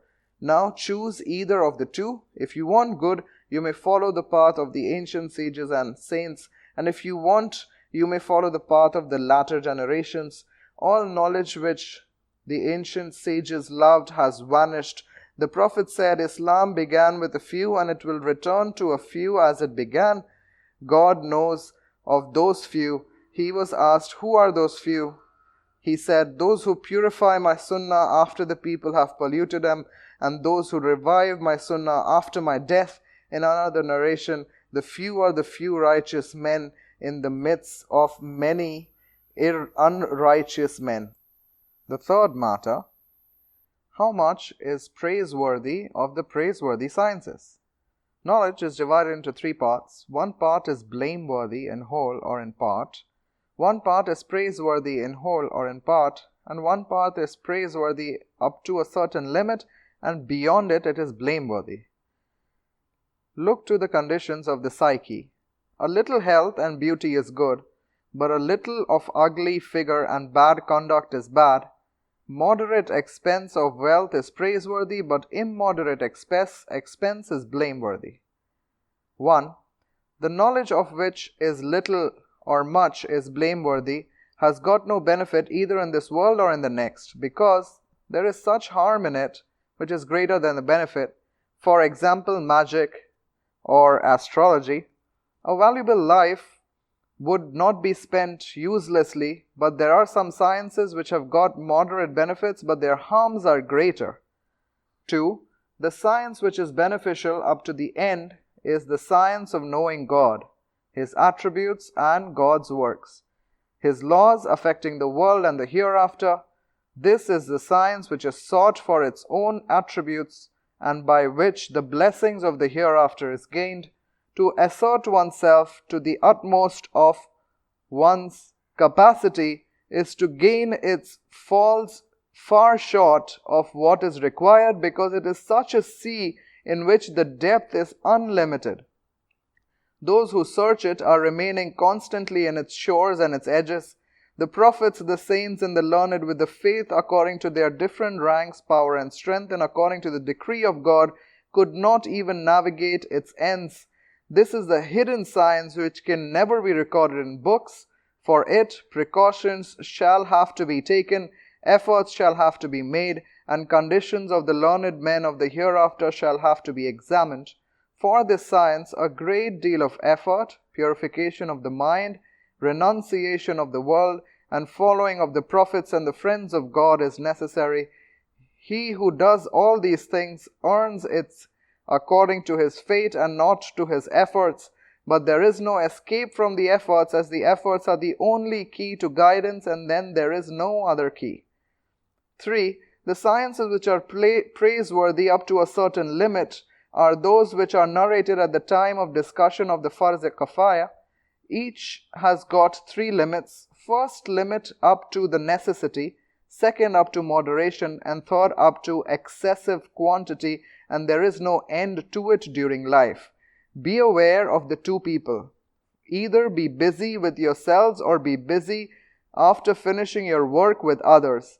Be careful of correcting others before you correct yourself. If you keep busy with yourself, be busy with the acquisition of knowledge which is compulsory according to your need. For instance, the knowledge of open deeds such as prayer, fasting, etc. More important, however, is the science which everybody neglects. It is the science of the heart. Know which of these sciences are bad and which are good, as there is nobody who is safe from envy, hatred, pride, and other such destructive faults. The performance of these outward deeds is like the external application of ointment on the body when it is stricken with scabies or boils, while neglecting to remove the pus by means of surgery. The learned men lay stress upon the outward actions, and the learned men of the hereafter remove the impurities of the heart and the mind. So you should not engage yourself in farz kafaya duties till you are pure in heart and acquire strength to give up open and secret sins. Give attention first to the Holy Quran, then to the Sunnah of the Prophet, and then to the tafsirs of the learned men, and then to other learnings. Don't engage your life to the learnings of only one branch of education, as life is short, but the learnings of many. The acquisition of these learnings are weapons for the hereafter. There is no learning which has got no limits of necessity, moderation, and perfection. This is applicable also to the hadith, tafsir, and fiqh. A certain saint asked a learned man in a dream, "Tell me the condition of learning about which you held disputation." He said, "It all has vanished like scattered dust. Only 2 rakat of prayer at the later part of the night has done me benefit." The Prophet said, "No people are misguided after guidance except by disputes." Then he read the following verse, quote, "They did nothing about you but disputation. Rather, they are a contentious people about a verse, but they in whose hearts there is perversion." 3:5. And the Prophet said that there are contentious people about whom God said, "Be aware of them." The Prophet said, "You are living in an age when you will receive inspiration for actions, but soon a people will appear who will give into disputation. The worst men of God and creation are given into bitter disputes." He also said, "Those who had given into disputation have not been given actions." Section 4. Harms of the science of polemics and evils of debates and disputation. Know, O dear readers, that after the Prophet, the rightly guided caliphs were the leaders of the learned men in the science of God. They were the eyes of knowledge and were experienced in legal decisions. They did not take the help of jurisprudence except in cases where consultation was necessary. They decided on the strength of ijtihad, and their decisions were recorded in their lives. After their death, the caliphate went to those who were not experienced in legal matters and administrative affairs. They were compelled to seek the aid of jurisprudence. At that time, a band of successors of the companions were alive, and they persisted in following strictly the injunctions of religion. Whenever the Caliph called upon them, they fled. But some learned men used to mix with the Caliphs and consequently became humiliated. Therefore, there were differences of opinion amongst the learned men, and there grew different mazhab and sects as a result. They were argumentation and disputation over intricate questions of religion. They composed also many works on these subjects. This induced the people to take up controversies and disputations. There are 8 conditions of debate. Number 1, the first condition is that the debate for the search for the truth is one of farz kafaya duties. One which has not already fulfilled his part and duties of farz ain should not engage himself in debates even for searching the truth. Number 2, the second condition is that one should not consider debates more important than farz kafaya duties. He commits a sin, he who does other works, leaving aside a more important farz kafaya duty. He is like a man who does not give water to drink to people who are thirsty and facing death. even though he has got the power to do so, because he remains busy in giving lessons of cupping. Once the Prophet was asked, "When will the people give up enjoying good and forbidding evil?" The Prophet said, "When flattery will grow in good people amongst you, the kingdom will go to the meanest of you, and the theology of those who will be corrupt." The third condition, which justifies debate, is that the debater should have the ability and give decision on his own responsibility without referring to the opinion of Imam Abu Hanifa or any of the Imams. He who does not have the ability of independent interpretation should not express his opinion and should refer it to an Imam. The fourth condition, which justifies debate, is that the subject for decision should be about an actual case that crops up, for example, the question of inheritance, and not of future hypothetical cases. The companions also held consultations as questions arose and were likely to arise in order to arrive at the truth. The fifth condition is that debate should be held in private in preference to open meetings in the presence of noted people and in grandeur, because privacy is more suitable for clear thinking and to examine what is right and what is wrong. The sixth condition is that the debater should like truth in the same spirit as a lost thing is searched for. He should not mind whether the truth is found by him or his adversary. When Hazrat Umar was giving a sermon, a woman pointed out to him his mistake, to which he submitted. At that time, Hazrat Ali was asked a question by a man and he replied. When the man pointed out his mistake, Hazrat Ali admitted it. The seventh condition is that the debater should not prevent his adversary from giving up one argument in favor of another and one illustration in favor of another. The eighth condition is that the debate should be held with such people from whom benefit is derived and who is learned. These are 8 conditions. You will be able to distinguish those who debate for the sake of God and those who debate for other purposes. Third matter, evils of debates. The following evils arise out of the modern debates. Number 1, envy. The Prophet said, "Envy consumes good deeds as the fire consumes fuel." A debater is never free from envy and hatred. Envy is a burning fire. One who falls in it gets the punishment in the world. Hazrat Ibn Abbas said, quote, "Acquire knowledge wherever it is found and do not obey the devils who are prone to debates and disputes." Number 2, pride. The Prophet said a believer cannot have pride in him. There is a hadith al-Qudsi in which God said, "Grandeur is my cloak and pride is my mantle. I destroy one who snatches away anything of these two from me." Rancor. A debate is seldom free from the evil of rancor. The Prophet said, "A believer has got no rancor." Number 4, backbiting, which is likened by God to the eating of carrion, 49:12. A debater ascribes to his opponent's foolishness, ignorance, and stupidity. Declaration of self-purity. God says, "Do not attribute purity to yourselves. He knows best who fears him." 53:33. Spying and prying into secrets of adversaries. God says, "Pry not." Number 7, hypocrisy, in which a debater expresses his friendship for his adversary outwardly, but he cherishes hatred in him inwardly. The Prophet said, "When the learned men do not translate their learning into actions, when they profess to love one another with their tongue and nurse hatred in their hearts, when they sever the ties of relationship, God sends curse upon them and makes their tongues mute and their eyes blind." Number 8, to turn away from the truth.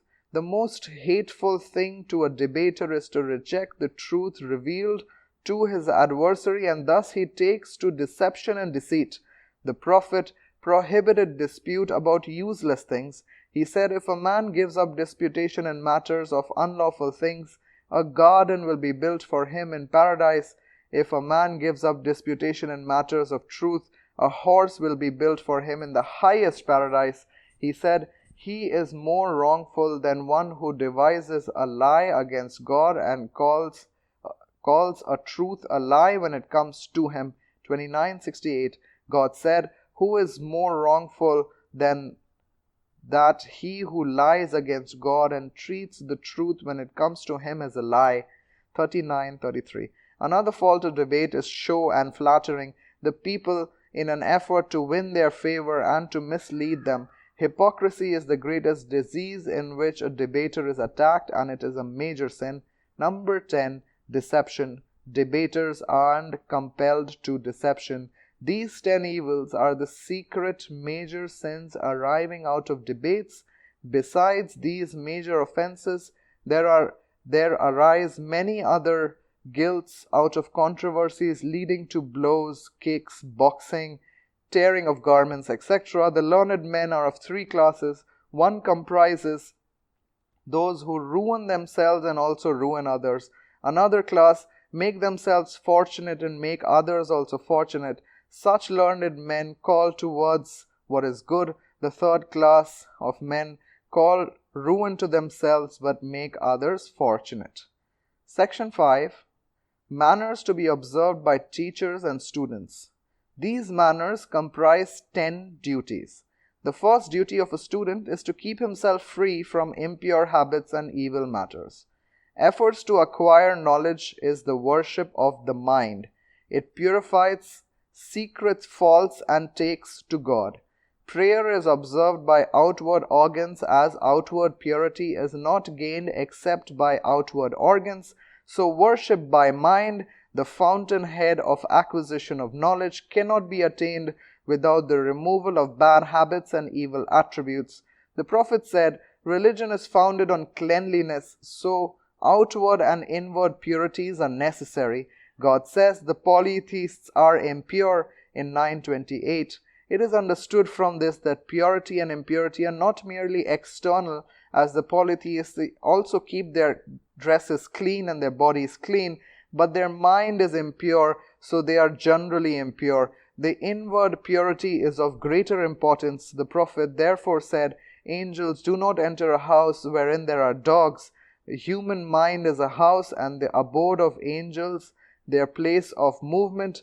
The blameworthy evils like anger, lust, envy, pride, and the likes are like dogs. These dogs reside in the heart. Where is the place for the angels? God takes the secret of knowledge to the hearts through the angels. They do not take it except to the pure souls. Hazrat Ibn Abbas and Ibn Mas'ud said, "Knowledge is not acquired through much learning. It is the light cast in the heart." A certain sage said, "Knowledge is the fear of God, as God said, 'The learned amongst the people fear God the most.'" Number 2. The second duty of a student is to reduce his worldly affairs and keep aloof from kith and kin, as acquisition of knowledge is not possible in these environments. For this reason, a certain sage said, "God has not gifted 2 minds to a man." For this reason, a certain saint said, "Knowledge will not give you its full share till you surrender your entire mind to it." The third duty of a student is not to take pride or exalt himself over the teacher, but rather entrust to him the conduct of all of his affairs and submit to his advice as a patient submits to the physician. The Prophet said, "It is the habit of a believer not to flatter anyone except when he seeks knowledge." Therefore, a student should not take pride over his teacher. Knowledge cannot be acquired except through modesty and humility. God said, Herein there is a warning for one who has got a heart or sets up ear while he himself is being a witness." 50:36. The meaning of having a heart is to be fit for receiving knowledge, and the one who is prepared and capable of understanding knowledge. Whatever the teacher should recommend to the student should follow it, putting aside his own opinion. The people should question only in the matter which the teacher permits him. Here there is an instance of Moses and Khizr. Khizr said, "You will not ask me anything that I do." Still Moses asks him questions, and for that he separated from Moses. Number 4, the fourth duty of a student is that he should first pay no attention to the difference whether about worldly science or science of the hereafter, as it may perplex his mind and he may lose enthusiasm. He should adopt first what the teacher says and should not argue about the differences between mazhabs and sects. Number 5, the fifth duty of a student should not miss any branch of knowledge. He should try to become perfect in them, as all the branches of learning help one another and some branches are allied with another. If a man does not get a thing, it becomes his enemy.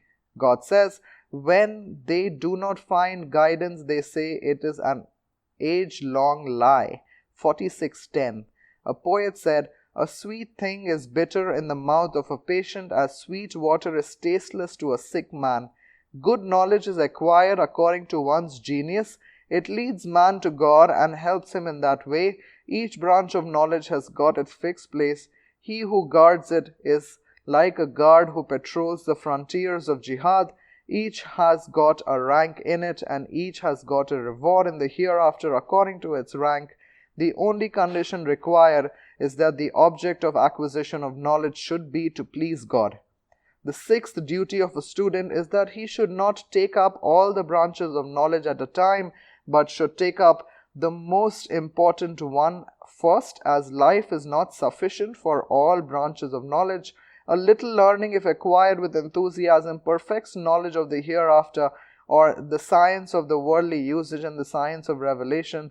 The object of science of the worldly usages is to acquire spiritual knowledge. The goal of spiritual knowledge is to know God.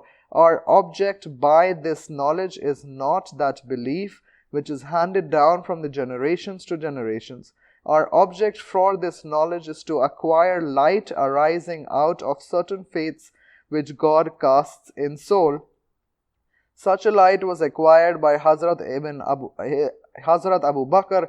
The Prophet said about Abu Bakr, if the faith of people in the entire world is weighed with the faith of Abu Bakr, his faith would be heavier. In short, the highest and the noblest of all sciences is to know God. This science is like a sea of which the depth cannot be determined. In this science, the highest rank is that of the prophets, and then the friends of God, and finally to those who follow them. It has been narrated that the portraits of two ancient wise men were seen on the wall of a mosque. One of them held a piece of paper in which it is written, if you purify everything, don't understand that you have even purified one thing till you know God, and you know that God is the cause of all causes and the creator of everything. In the hand of the second man there was a scroll in which it was written, I removed thirst before my drinking water, and then I have come to know God. But when I have come to know God, my thirst was quenched without any water. Seventh duty of a student is that he should not take up a new branch of learning till he has learnt fully the previous branch of learning, because it is requisite for the acquisition of knowledge. One branch of knowledge is a guide to another branch. God says, those who have been given the Quran recite it with due recitation. 2:15. In other words, he does not take up one learning till he masters the previous one. Hazrat Ali said, don't conceal truth from men, rather know the truth, then you will know the master of the truths. Number 8. The eighth duty of a student is to know the causes of which noble sciences are known. It can be known from two things, nobility of its fruits and the authenticity of its principles. Take, for example, the science of religion as medicine. The fruit of the science of religion is to gain an eternal life. The fruit of the other is to gain a temporary life. From these point of view, the science of religion is more notable. As a result, it's more noble. Take up mathematics and astrology, and the former is nobler because the former is more authentic. That is, mathematics is more authentic in its foundations. From this, it is clear that the science of the knowledge of God, His angels, His books, and His prophets is the most noble, and also the branch of knowledge which helps it. The ninth duty of a student is to purify his mind and actions with virtue, to gain proximity to God and His angels, and to live in company of those who live near God. His aim should not be to gain worldly pleasures, to acquire riches or properties, to argue with illiterate, and to show pride and haughtiness. He whose object is to gain nearness to God should seek such learning as helps towards that goal, namely the knowledge of the hereafter and the learnings which are auxiliary to it. God said, God will raise herewith in rank who are believers and to whom knowledge has been given. 58:11. God said, they have got stages, some lower, some higher. The highest rank is that of the prophets, and then the friends of God, and then the learned who are firm in knowledge, and then of the pious who follow them. Number 10, the 10th duty of a student is that he should keep attention to primary objects of knowledge. It is not in your power to enjoy bliss in this world and that in the next together. This world is a temporary resting place. Body is the conveyance, and the actions run towards the goal. The goal is God and nothing else. All bliss and happiness lie in Him. So give importance to sciences which take you to that ultimate goal. There are three kinds of learning. One kind of learning is like the purchase of commodities in a journey. These are sciences of medicine, law, fiqh, and all other sciences which keep connection with the welfare of people in this world. Number 2, another class of learning is like the science of traveling in the desert and overcoming obstacles. They purify the mind from evil traits and take it to a high place that does not fall to the lot of many except those whom God shows favor. The third kind of knowledge is like the knowledge of the pilgrimage, its rules and regulations. This is the science of the knowledge of God, His attributes, and the knowledge of the actions of the angels. This is the knowledge which cannot be gained except by agnostics who are close to God. Those who are lower in rank than them will get also salvation. God says, as for one who is the nearest to God, there is happiness, bounty, and garden of bliss for him. But as for one who is of the companions of the right hand, there is peace for him as well. 56:87. There is a certain truth which they perceived through contemplations. This is more clear than seeing with the eyes. They are confirmed in their faith after seeing for themselves. Others, like those who have got faith but without contemplation and without seeing in with their own eyes. By the soul, I don't mean heart made up of the flesh. It is a subtle or a secret essence which the body senses fail to perceive. It is a spiritual substance for God and has been described sometimes by nafs, sometimes by qalb. The material heart is a vehicle for spiritual essence, to remove the veil from it, as it belongs to the science of revelation, a science which is upheld by man, and there is no permission to discuss it. What is permissible is the discussion that it is a precious jewel and belongs to the world of the spirit and not to the world of matter. God says, they ask you about the soul. Say that the soul proceeds from the command of my Lord.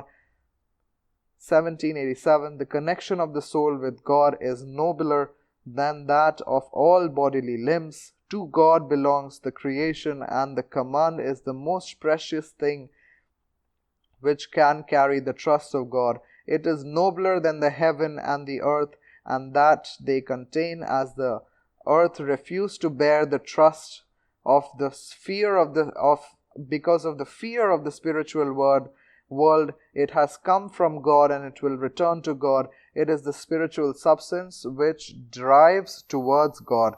Jazakallah khair. Wassalamu alaikum wa rahmatullahi wa barakatuh.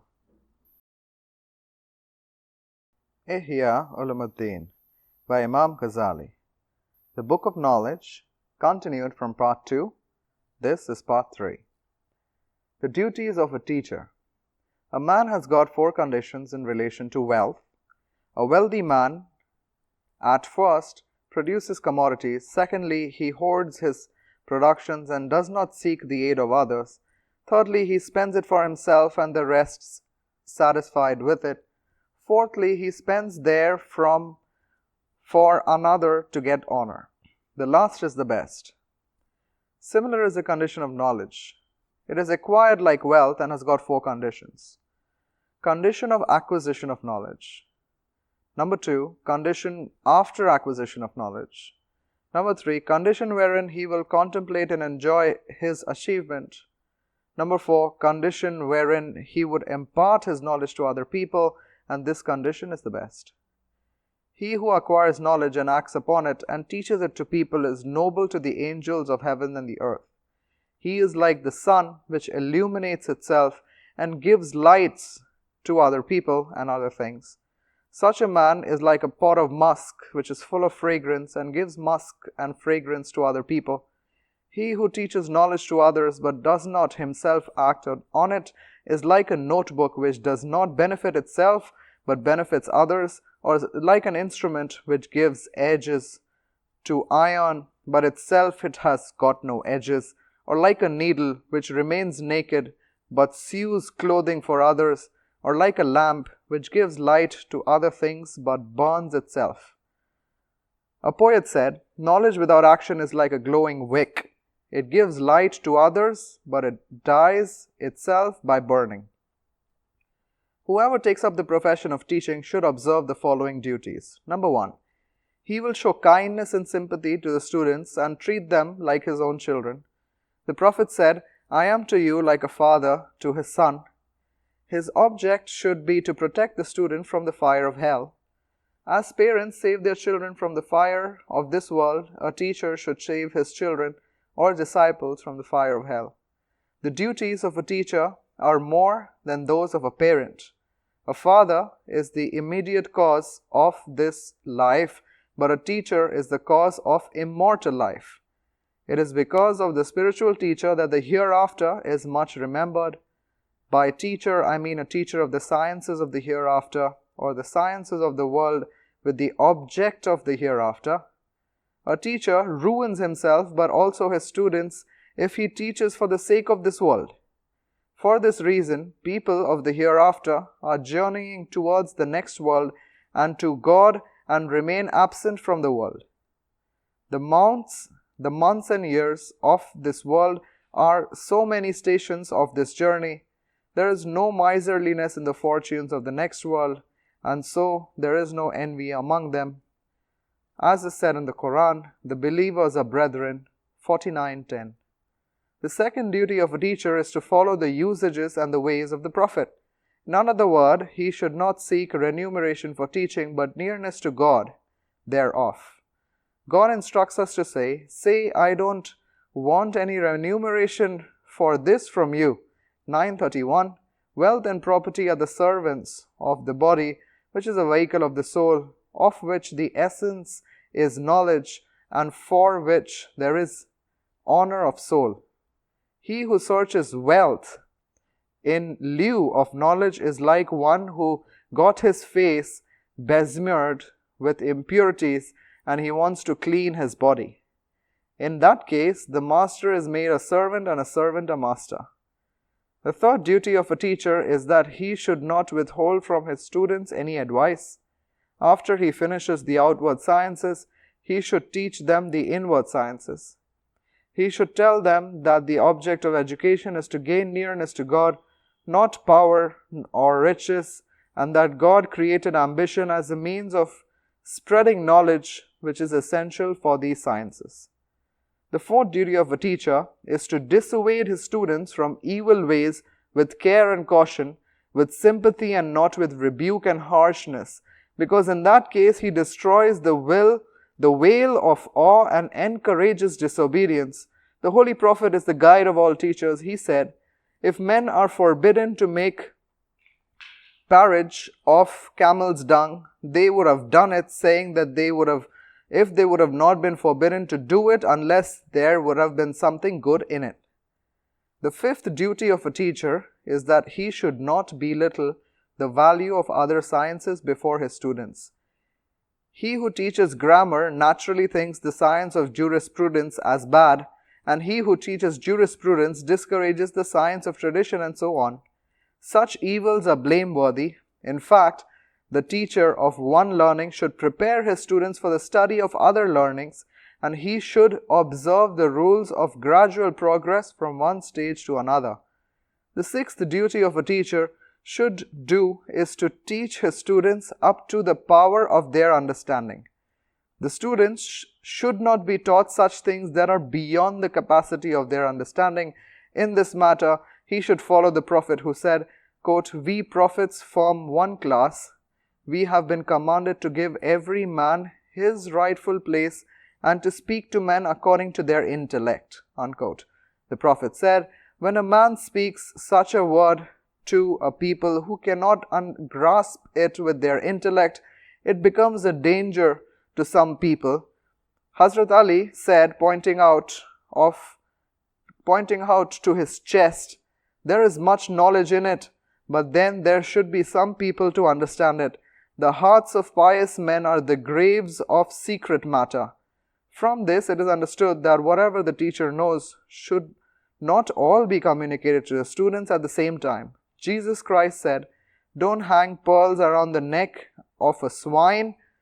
Wisdom is better than pearls. He who knows it as bad is worse than the swine." Once a learned man was questioned about something, but he gave no reply. The questioner said, "Have you not heard what the Prophet said? He who conceals any useful knowledge will on the day of judgment be bridled with the bridle of fire." The learned man said, "You may place the bridle of fire and go. If I don't disclose it to one who understands it, then put the bridle of fire on me." God said, "Don't give to fools your property." 4:4. There is a warning in this verse that it is better to safeguard knowledge from those who might get corrupted by it. To give a thing to one who is not fit for it and not to give a thing to one who is not fit for it is equally oppression. A certain poet therefore said, "Should I cast pearls before the illiterate shepherd? They will not understand nor know its worth. If God by his knowledge sends one with knowledge, I will give my goods to him and gain his love. He wastes his learning who gives it to an unworthy person. He commits sin who withholds it from one who is worthy." The seventh duty of a teacher is that he should teach his backward students only such things that are clear and suited to their limited understanding. Every man thinks that his wisdom is perfect, and a great fool is he who rests satisfied with the knowledge that his intellect is perfect. In short, the door of debates should not be opened before common people. Number 8. The eighth duty of a teacher is that he should himself do what he teaches and should not give a lie to his teachings. Knowledge can be grasped by the internal eye and actions by external eye. Many people have gotten external eyes, but very few people have gotten internal eyes. So if the actions of a teacher are contrary to what he teaches, it does not help towards guidance, but it is like poison. A teacher is like a stamp of clay, and a student is like clay. If the stamp has no character, there is no impression on the clay. Or he is like a cane, and the student is like a shadow of the cane. How can the shadow of the cane be straight when the cane itself is crooked? God said, "Do not enjoin good to the people and forget it for yourselves." 2:44. Hazrat Ali said, "Two men have broken my back, the learned man who ruins himself and the fool who adopts asceticism. The learned man misleads people through his sins and the fool through his own evil actions." Section 6. The evils of knowledge and signs of the learned man of the hereafter. We have enumerated the excellence of knowledge and learned men, but a great warning has come about the dishonest learned men. For this reason, one should know the differences of learned men of this world and the learned men of the hereafter. What I mean by the learned men of this world is that their objective of learning is to live in ease and comfort and to get honor and prestige from the people. The Prophet said, "The most severely punished amongst the day of judgment will be a learned man who God has not blessed on account of his knowledge." The Prophet said, nobody can be learned unless put his learning into practice. He said, knowledge is of two kinds, knowledge by the tongue, which is open proof of God for the children of Adam, and the science of the soul, which is useful. He said, in latter days there will be ignorant worshippers and sinning learned men. He said, don't acquire knowledge to boast over the learned, nor dispute with the ignorant and gain popularity among the people. He who does this will go to hell. He said, he who conceals his knowledge will be given by God a bridle of fire. He said, I fear most for one who appears as Antichrist than Antichrist himself. Someone asked him, who is he? He said, I fear most for the misguided leaders. He said, he whose knowledge is great but guidance is less is away from God. Jesus Christ said, how can you guide the night traveler along the right way when you yourself are perplexed? These and other traditions show that learned men face eternal happiness or eternal condemnation. Sayings of wise men. Hazrat Usman said, I fear most for this nation the hypocritic learned men. People asked, how can a hypocrite be a learned man? He replied, he has verbal knowledge, but his mind and his actions are ignorant. Hazrat Hasan al-Basri said, don't be included within these people who are learned in wisdom and knowledge, but are equal to the ignorant in action. Khalid bin Ahmad said, there are four kinds of men. One who has real knowledge and knows what he knows. He is a real learned man. 2, one who has knowledge but he does not know what he knows. Be careful of him. 3, one who has no knowledge and knows that he does not know. Such a man is fit to be guided, so you need to guide him. 4, one who has no knowledge and does not know what he knows not. Leave him alone. Ibn Mubarak said, a man is learned till he searches for knowledge. When he thinks that he has knowledge, he becomes ignorant. Hazrat Hasan said, death of the heart is the punishment of the learned man. The death of the heart is the search of the world with the actions of the hereafter. A poet said, woe unto you who buys misguidance in lieu of guidance. Woe more to one who buys the world in lieu of the hereafter. Woe still more to one who fosters irreligion in lieu of religion.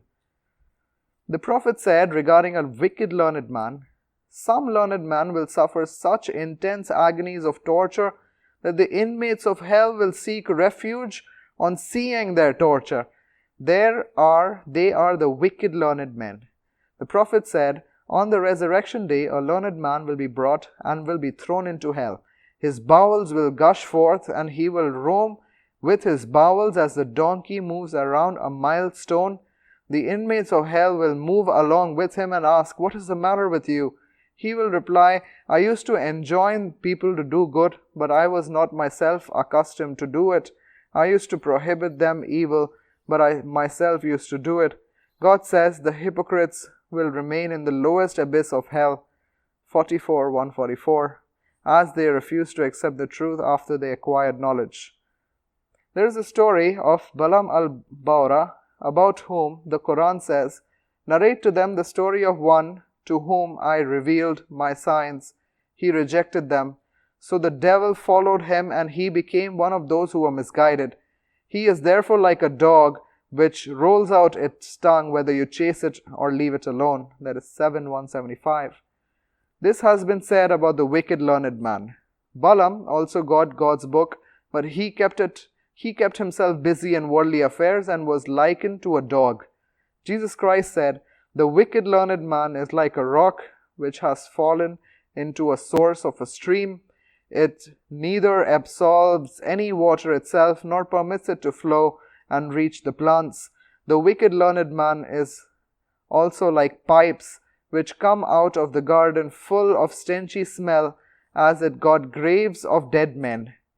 If outer part is cultivated but its inner part is full of dead man's bones.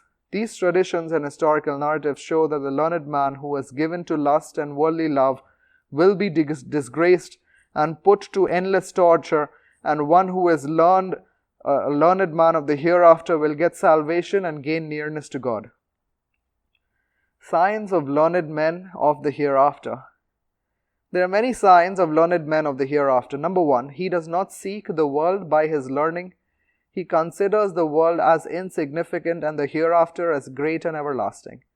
He considers this world and the next world as diametrically opposite to each other, like two hostile friends of a man, or like two co-wives. If one friend or a co-wife is pleased, the other or co-wife is displeased. The two worlds are like two scales of a balance. The lower one falls and the upper one rises higher. Or they are like the east and the west. The more one advances towards the east, the further he goes from the west. Or the two worlds are like two pitchers, one is full and the other is empty. The more you pour water into the full pitcher, into the empty one, the more the full pitcher will become less and the empty one with more water. There is defect in the intellect of a man who has not come to know that happiness of this world will soon pass away, as this matter has been established as true by veritable signs and experiences. He who does not recognize the grave nature and stability of the next world is an unbeliever bereft of faith. He who does not consider this world and the next world as opposed to each other does not know that the religion of the prophets and does not believe the Quran from the first to the last. Such a learned man is not included within the category of learned men of the hereafter. He who knows these things but does not love the next world more than the love for this world is in the hands of the devil. God said in the scripture of David, "If any learned man loves his passion more than his love for myself, my treatment with him is that I deprive him of the pleasure of communion with me." O David, don't take the message of God to such learned men. The world captivated him, and he will turn you from my love. Such a man is a robber in the pathway of my servants. When you see such a man who searches me, he is my true servant. O David, I write one as a man of sound judgment who flees towards me. I will never punish such a person. For this reason, Hasan al-Basri said, "Death of the heart is the punishment of the learned man, and the death of the heart means search of this world in exchange for the actions of the next world." Hazrat Ihya bin Muaz said, "When the world is sought by learning and wisdom, this light goes gradually." Hazrat Sa'id bin Musayyib said, "When you see a learned man frequenting the house of the rulers, he is a robber." Hazrat Umar said, "When you see a learned man addicted to this world, disregard him for the sake of your religion, because every learned man is addicted to his object of love." The Saint Sahal Tastari said, "Every branch of learning is worldly except for the learning of religion, which, if put into practice, is next worldly. Every action without sincerity is fruitless." He also said, "All are dead except for the learned. All learned men are in the state of stupefaction except those who translate their learning into actions. All learned men who translate their learnings into practice are in some error except those who are sincere. Those learned men who are sincere are in fear till they come to know their ultimate end is good." Jesus Christ said, "How can a man be counted as a learned man who persists in the pathways of this world, although his journey is towards the next world?" The Prophet said, "He who searches learning in which there is pleasure of God, but by which he seeks worldly honor, he will not get fragrance of paradise on the day of judgment." God says of the dishonest learned men, "They devour this world in lieu of learning." He described the learned men of the hereafter as God-fearing and given to asceticism. God says, regarding the learned men of this world, "God took oath from the people of the book that they would disclose it to the people and would not conceal it, but they threw it behind their back and sold it for a small price." 3:184. God says regarding the learned men of the next world, "There are such men amongst the people of the book who believe in what has been revealed to them and what has been revealed to you. They don't sell the verses of God for a small price. Their reward is near their Lord. 3:198. The Prophet said, God sent revelation to a people, those who learn jurisprudence, for an object other than that of religion, and those who search the world with the actions of the next world are like those who wear the dress of goatskin before the people, but whose hearts are like raving wolves. Their tongues are sweeter than honey, but their hearts are more bitter than colocynths. They deceive me and scorn me. I will create such a calamity for them, which will perplex even the patient. The Prophet said, the learned men of my followers are of two kinds. God gives one kind of learning which they distribute amongst the people, and for which they do not covet anything, and they do not sell it from a small price. The birds in the horizon, the fishes in the water, all animals in the world invoke blessings for them. They will come to God being honored on resurrection day, and they will get the company of the prophets. God gives learning of another kind of men, but they are miser to distribute it to people.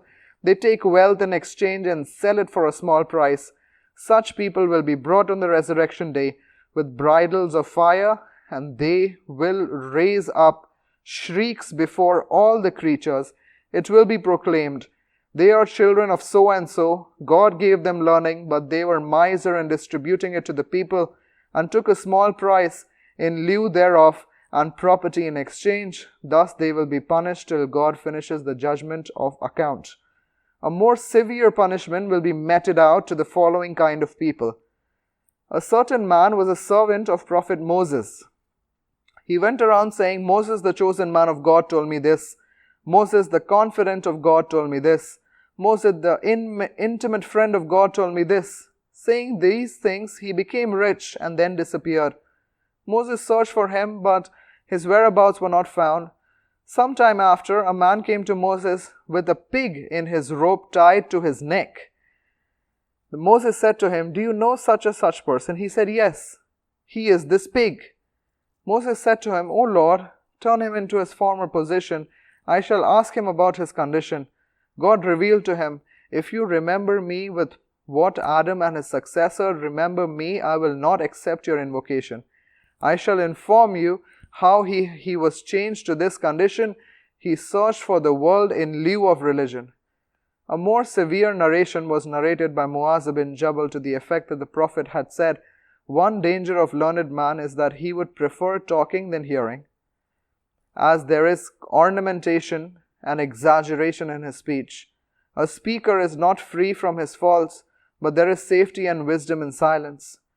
There is such a man amongst the learned men who guards his learning but does not like to communicate it to others. Such a learned man is in the first stage of hell. There is such a man amongst the learned who is a king in learning. In another word, if any objection is raised against learning, he becomes angry. He is in the second stage of hell. There is such a man amongst the learned who broadcasts his learning and narrates traditions to the rich and does not do it for those who are in need of them. Such a learned man is in the third stage of hell. There is such a man amongst the learned who remains busy with legal decisions and commits mistakes and remains satisfied with one who does divine service. Such a learned man is in the fourth stage of hell. There is such a man amongst the learned who delivers lectures quoting the sayings of the Jews and the Christians to show his learning. Such a learned man is in the fifth stage of hell. There is such a man amongst the learned who delivers lectures with pride and self-conceit and considers his speech as good, and when any other man delivers his lectures, he sneers at him. Such a learned man is in the seventh stage of hell. There is in Hadith, if a man is praised so much that it fills up what is between the east and the west, it is not valuable to God, even like the wing of a mosquito. The Prophet said, don't sit with every learned man. Sit with learned man who call towards 5 matters, towards the faith from doubt, sincerity from show, modesty from pride, love from enmity, and asceticism from worldliness. The second sign of learned men of the next world is that his words and actions are the same. Rather, he does not order an action to be done without doing it himself. God says, Will you enjoin the people to do good deeds but forget them for yourselves? 2:41. God says, it is a hateful thing to God that you say what you do not do. 61:30. 61:3. God says in the story of Shuaib, I do not wish to do anything which I myself forbid you. 9:90. God says, fear God and He will give you knowledge. 2:82. God says, fear God and you will know. 190. God says, fear God and listen. 5:11. God says to Jesus Christ, O Son of Mary, take lessons to yourselves and then give admonition to others. Otherwise you will be ashamed of me. God, the prophet said, I passed by a party of men in the night of my ascension to heaven. Their tongues were cut with scissors. I asked them, who are you? They said, we used to give advice to others for good deeds, but used to not do it ourselves. We used to prohibit evil deeds to others, but we used to do them. The prophet said, corrupt learned men and illiterate worshippers will be the cause of destruction of my people.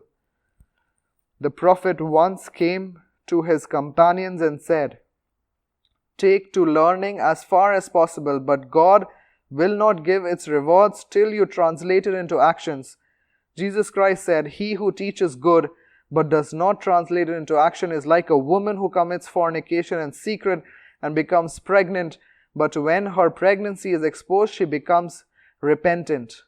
God will disgrace one before all people on the day of resurrection who does not act according to his learning. Hazrat Muaz said, be aware of the learned man's error, because he is the most honored one amongst the people, and because the people will follow his error.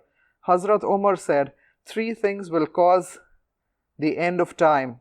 One of them is the error of the learned man. Hazrat Ibn Mas'ud said, soon there will come a time over the people when sweetness of the heart will vanish. At that time neither the teacher nor the taught will get any benefit from learning. The hearts of the learned will be hard like hard stone. Rains will fall on it from the sky, but it will slip away from them. The reason is that the hearts of the learned will be addicted to the love of this world in preference to that of the love of the next world. God will then rob them of the mountain of wisdom and extinguish the light of guidance from their hearts. They will say to you by their tongue, fear God, but their sin will be exposed in their actions. Tongue will then become dry and hearts become hard. The only reason is that teachers will teach except for the sake of God, and students will learn except for the sake of God. This is written in the Torah and the Bible. Don't search for learning which you do not know till what you do know. Hazrat Huzaifa said, you are now in an age wherein if you give up 1/10 of what you know, you will perish. But there will soon come an age wherein if a man does 1/10 of what he knows, he will get salvation. The simile of a learned man is like that of a judge. The Prophet said, judges are of 3 classes. One class of judges with justice and with knowledge of the truth, and they will go to paradise. Another class of judges unjustly with or without the knowledge of the truth, and they will go to hell. Another class of judges contrary to the laws of God, and they will go to hell. The Prophet said, the devil sometimes will prevail over you on account of knowledge. It was questioned, O Prophet of God, how will that happen? The devil will say, search for knowledge, but don't put it into practice till you acquire it. So he will remain busy with acquisition of knowledge, but it will remain without action up to his death, and at the time of his death he will have no action. Hazrat Ibn Mas'ud said, the Quran was revealed in order that men may direct their lives according to its teachings. Direct your life according to what you read it. There will soon appear such men who will keep it like an arrow, and they are not good amongst you. The learned men who do not act according to their knowledge is like a patient who describes the quality of a medicine without using it, or like a hungry man which describes the taste of a food without eating it. God said, woe unto you for what you utter. The Prophet said, what I fear most for my followers is the errors of the learned and the arguments of the hypocrites about the Quran. The third sign, another sign of the learned man of the next world, is that his mind would be directed towards such learning as will be useful for the next world and give encouragement to pious deeds. He will avoid those learnings which will bring lesser benefit and wherein there is much arguments. He also shuns the learning of practice and remains busy in arguments, is like a sick man who suffers from many diseases, but when he fears death, he goes to an experienced physician, asks him so many questions of the quality of drugs and complexities of the medical profession, but he does not ask him about the disease. This is the height of foolishness. One day, a man came to the Prophet of God and said, "Teach me some of the most strange things of knowledge." He asked him, "What have you done with the beginning of knowledge?" The man said, "What is the beginning of knowledge?" The Prophet said, "Have you known God?" He said, "Yes." He asked, "Have you learnt about the truth?" He said, "What God has willed." The Prophet said, "Have you known death?" He said, "Yes." He said, "How have you prepared for death?" He said, "What God willed." The Prophet said, "Go and gain experience of these things first, and then I shall teach you some of the strange things of knowledge." A student should be like Hazrat Hatim Asim, who was a disciple of Shaqiqi Balaqi. He asked Hatim, "How long have you been in my company?" Hatim said, "For the last 33 years. He said, "What have you learnt from me during this period?" He said, "I have learnt only 8 things. Shaqiq said, "You are not learnt except for 8 things?" He said, "Yes, O dear teacher, I have learnt nothing except for 8 things. I do not wish to speak falsehood." He said, "Describe those 8 things to me. Let me hear them." Hatim began to describe them. First, I looked around and beheld that every man has got an object of love, and he lives with that thing until death. When he goes to the grave, he becomes separate from it. I pondered over the following words of God: "We are for God, and to God we shall return." So I have made good deeds as my object of love. When I go to grave, my good deeds will come with me to the grave. The sage Shaqiq said, "O Hatim, you have done well." Secondly, I have pondered over the following words of God: "As for one who fears the majesty of his Lord and refrains his soul from lust, paradise is his resting place." Quran 79:40. I have come to know that the words of God are true. I have tried my utmost to suppress my lust and remain satisfied with obeying the injunctions of God. Third, I looked around the people and found that every one values what he possesses. Then I turned to the following words of God: What is with you will end, and what is with God will last. 1698. Then I began to give unto God whatever valuable things fell into my hands. Fourth, I looked around and I saw that every one puts his trust in his wealth and his property, his name and fame and his honor and glory, and found that there is nothing in them. Then I looked to the words of God: "The most honorable of you to God is the one who is most God-fearing amongst you." 49:13. Then I intended to accept God-fear in my life till I am honored by God. Fifth, I looked around the people and found them slandering and cursing one another because of envy and hatred, and then I looked towards the words of God: "It is I who distributed their substance amongst them in their world's life." 43:31. So I gave up envy and hatred and realized that sustenance comes from God, and then I disliked the people no more. Sixth, I looked to the people and found them ungrateful to one another, and even some of them kill others. Then I looked towards the words of God: "The devil is your foe, and so take him as your foe." 35:16. So I took the devil as my foe and ceased to have enmity with people. Seventh, I turned to the people and found every one seeking his livelihood, for that debasing himself and committing unlawful things. And then I looked towards the words of God. Quote, "There is no animal in the earth of which provision is not upon God." 11:8. Finding that I am one of those animals whose provision is upon God, I turned towards the duties prescribed by God and entrusted my fate onto Him.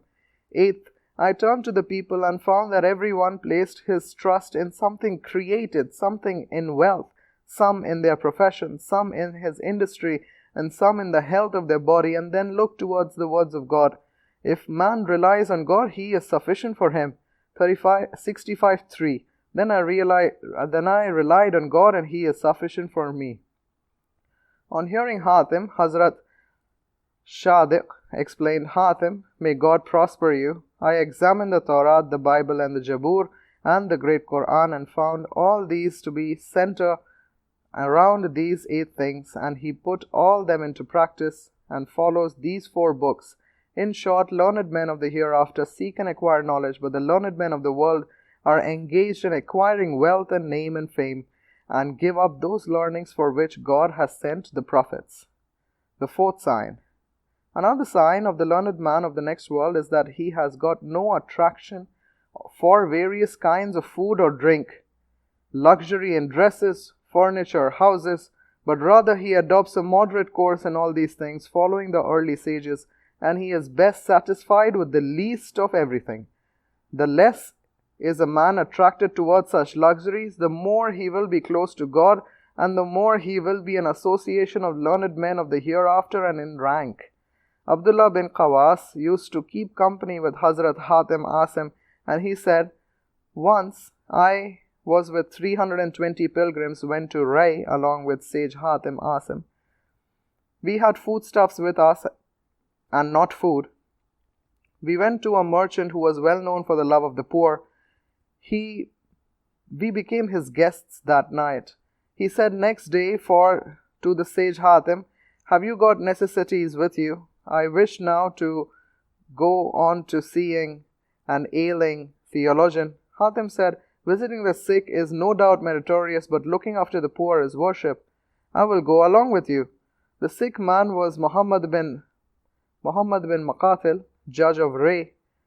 When we came near his gate, we looked at his lofty and beautiful palace. Hatim thought for a moment and then said, is this the condition of the house of a learned man? After permission, we entered the house and found it very beautiful and spacious, with carpets spread all over the house and screens of varied colors hanging. The judge lay down on a soft mattress, and a servant was standing with a fan near his bed. The merchant asked about his health, but Hatim stood silent. Being requested to sit, he did not sit and asked the judge, from whom have you got your learning? He said, from the companions of the Apostle of God. He said, from whom did the companions learn? He said, from the Apostle of God. He said, from whom did the Apostle of God learn? He said, from Jibreel, and he learnt it from God. Hatim asked, have you found in their learnings that to God the rank of men whose palaces is high and spacious is greater? He said, no. Then what have you then found? The judge said, I have found therein that a man who renunciates the world, turns his attention towards the next world, loves the poor, and proceeds towards the hereafter to have a greater rank near God. Hatim said to the judge, whom have you followed, the prophets or their companions, or pious men, or Fir'aun and Namrud, who erected lofty buildings with bricks? The dishonest learned man, like you, are fool. Then he went away from that place. Ibn Maqatil's sickness became therefore acute, and the inhabitants of Ray came to know what passed between him and Hatim. They said to Hatim, the palace of Tanafusi and Qazin is very lofty and spacious. Hatim went there on account of his own accord and said to Tanafusi, may God have mercy on you. I am a foreigner, and I wish that you should teach me the elements of my religion and the particulars of ablution. Tanafusi said, yes, O Lord, bring me a pot of water. Then when it was brought, Tanafusi made ablution and washed every limb thrice. This is thus, Hatim said, I am making ablution in your presence. Then he began to wash each limb 4 times. Tanafusi said, O Shaykh, you have been extravagant and washed your hands 4 times. Hatim said, O glorious God, I have been extravagant for washing my hand 4 times, but you do not consider yourself extravagant when you live with all these luxuries? Tanafusi then came to know that he had not necessarily the necessity of learning ablution from him. Thereafter he did not come out to the people for 40 days. Hatim went to Baghdad, and there Imam Ahmad went to see him and asked him, what will ensure salvation from this world? Hatim said, you are not safe in this world unless you have 4 characteristics. Overlook the ignorance of man. Conceal your ignorance from them. Seek their good and don't seek from them. When the sage Hatim went to Medina, some of the inhabitants of the city came to him and asked him, O people, and he asked them, O people, what is the name of this city? They said, it is the city of the Prophet of God. He said, where is the palace of the Prophet of God? I shall observe my prayer there. They said, he had no palace except a small cottage wherein he rested. He asked, where are the palaces of his companions? They said they had no palaces. They had only cottages in this world for rest. Hatim said, O people, this city then is the city of Fir'aun. They brought him before the governor and said, this man is a foreigner and says that this is the city of Fir'aun. The governor asked him, why do you utter this? Hatim said, don't be hasty in judgment upon me. I am a foreigner. Then he narrated the whole conversation between him and the people. Then he said, God said, you will find in the Prophet of God an excellent example. Whose example have you adopted? The example 33:21. Whose example have you adopted? Example of the Prophet or that of Fir'aun? They then left him. These were the stories of Hatim Asim. In short, use of ornamentation in permissible things is not unlawful, but it creates fondness for these things, and to give up these things at the end is becoming difficult. The Prophet did not lay stress for the renunciation of the world. It was narrated that Khalif Yahya bin Sa'id once wrote to Imam Malik bin Anas, saying, in the name of God, the most merciful, the most compassionate, and blessings on the Prophet of God, from Yahya bin Sa'id to Malik bin Anas, I have been informed that you put on fine clothes, eat delicious food, sleep on soft couches, and keep a doorkeeper at your door. You sit in the assembly of learning, and people come to you from distant places. They have taken you as Imam, and they are satisfied with your words. O Malik, fear God. Take to humility. I write to you this letter as an admonition. None has seen its content except God. Imam Malik wrote back, I have received your letter, and it has come to me as an admonition, kindness, and a sign of good conduct. May God bless you for your piety and reward you for your advice. I seek God's help. There is no power and might except by His help. We do what we have been mentioned, but beg forgiveness of God from them. For them, God said, who has made unlawful the fineries of God, which God has gifted to His servant, and clean and pure food? 732. I know certainly that abstinence from these things is better than indulging in them. Don't give up writing to me. Peace be upon you.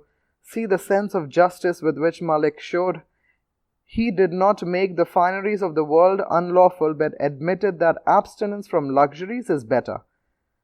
The fifth sign, another sign of a learned man of the hereafter, is that he keeps himself distant from the ruling authorities and avoids their company, because this world is sweet, ever new, and its brittle in their hands. He who comes near them is not free from the pleasures and harms. They are mostly unjust and do not obey the advices of learned men. The learned men who frequent the kings will look to their grandeur and then think God's gift upon him is insignificant. To keep company with the rulers is the key to evil. The Prophet said, he who lives in the desert becomes hard-hearted, he who follows them becomes unmindful, and he who frequents the rulers falls into danger. He said also, soon you will have rulers to whom you will bear allegiance or not. He who rejects his allegiance to them will be saved, and he who hates them will be safe, but God will keep him distant who remains satisfied with them and follows them. He was asked, shall we fight them? The Prophet said, no, till they pray. Hazrat Huzaifa said, be careful of the place of danger. He was asked, what is it? He said, the palace of the rulers.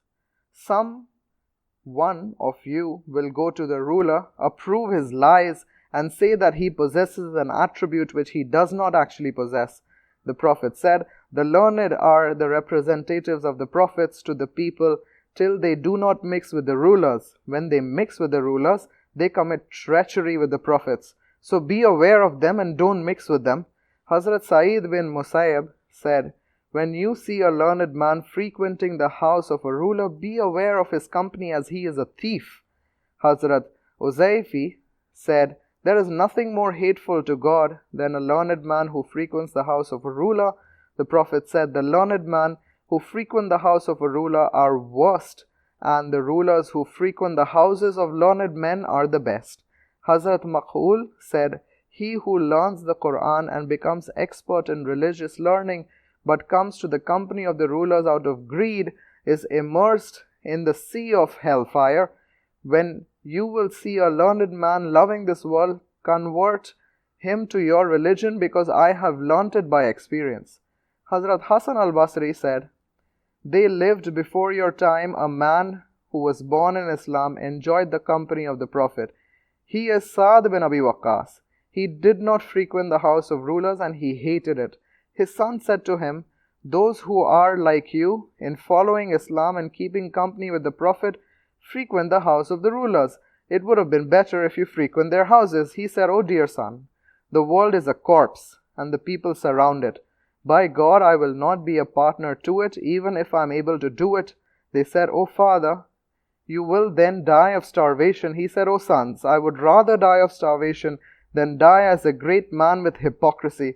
Hazrat Hasan used to say to the oppressing parties, by God, know that the earth will consume the fat and flesh, but not faith. Hazrat Omar bin Abdul Aziz wrote a letter to Hasan al-Basri saying, name such people to me who will help me in enforcing the injunctions of God. He replied to him, those who are religious do not wish to go to you. You will not wish the company of those who love the world. Keep the noble in company, as they will defile your honor by breach of trust. Sixth sign, another sign of a learned man in the hereafter is he does not give fatwa or legal decision in a hurry, but tarries to be relieved of it. He does not want it. When he is asked about the matter known to him from the Quran, Hadith, Ijma, Yaqas, he gives his opinion. When he has doubt, he says, I don't know. When he is asked about a matter about which he has formed an opinion through ijtihad, independent interpretation and speculation, he is careful not to commit himself, but refers the matter to someone who is more capable than himself. According to one tradition, there are three routes of learning: the express word of the Quran, the lasting usage of the Prophet. The sage Shubi said, I don't know is half of learning. He who remains silent for God owing to his ignorance gets a reward not less than a man who does not remain silent, because to confess one's ignorance is the most difficult thing. Such was the condition of the companions of the Prophet and the earlier sages. When Ibn Omar was asked any question, he used to say, go to the ruler, because he has taken the affairs of men. Hazrat Ibn Mas'ud said, he who gives opinion as soon as a question is put to him is mad. He also said, I don't know is the shield of a learned man. If he commits mistakes, it would amount to murder. Ibrahim ibn Adam said, there is nothing more formidable to the devil than a learned man who manifests his knowledge both openly and in secret. The devil says, look at this man. His silence is severer to me than his speech. Some wise men said, there are abdals, that means worshippers, in the world. Their meal ends when they are still hungry. They sleep when it overcomes them. Their words end only in necessity talks. In other words, they do not speak unless asked, and they remain silent when sufficient reply is obtained from the others. When compelled, they reply. Ibn Omar used to say, do you wish to use as a bridge over which you wish to cross over the hell? Abu Hafs Nishapuri said, a learned man is he who fears the day of questions, who fears what he will be asked on the day of judgment. Wherefrom have you got this answer? The Prophet said, I don't know whether Uzair was a prophet or not, whether Tuba was accursed or not, whether Zulqarnain was a prophet or not. When asked about the best and the worst places on earth, he said, I don't know. But Almighty God said to me that the best place is the mosque and the worst place is the market. When Hazrat Ibn Omar was asked 10 questions, he replied one and not the others. Hazrat Ibn Abbas replied 9 and did not reply 1. Someone said amongst the jurists, the greater the number were men who used to say we don't know than the number who used to say we know.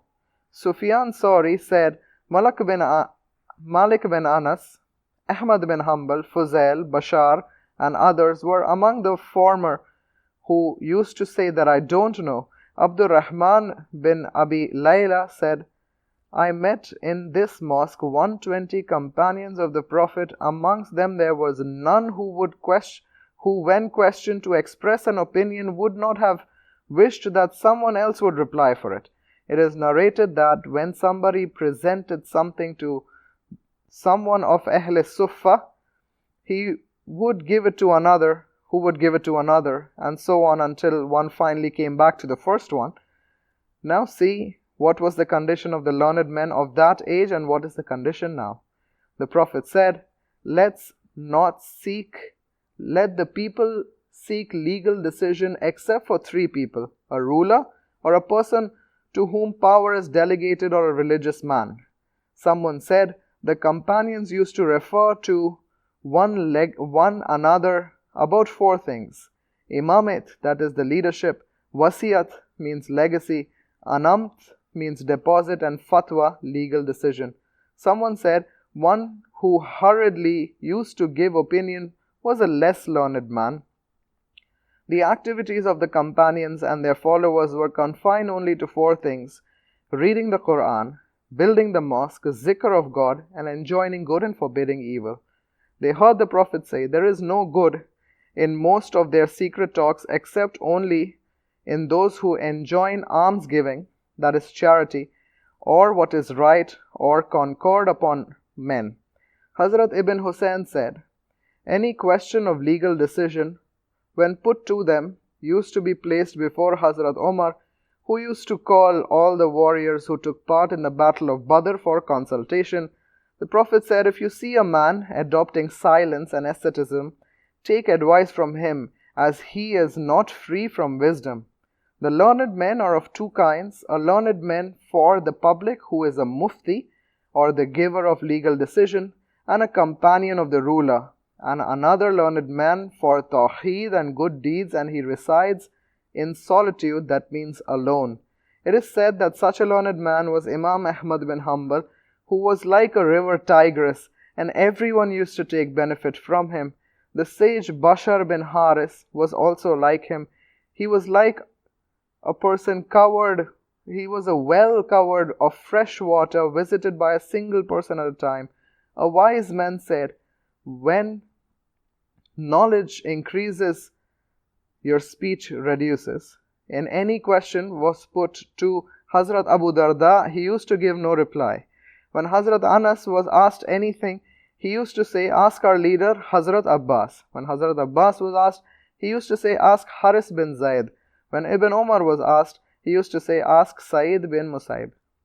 The 7th sign of a learned man of the next world is that his main object of anxiety is to learn secret knowledge, observation of the heart, knowledge of the paths of the hereafter, to travel thereon, and to have abiding faith in finding self-mortification, because self-mortification leads to mushahada or contemplation, and lets flow the fountain of wisdom through the intricate details of the science of heart. Reading of books, learning of sciences are not sufficient for it, but this wisdom appears as a result of hard labor.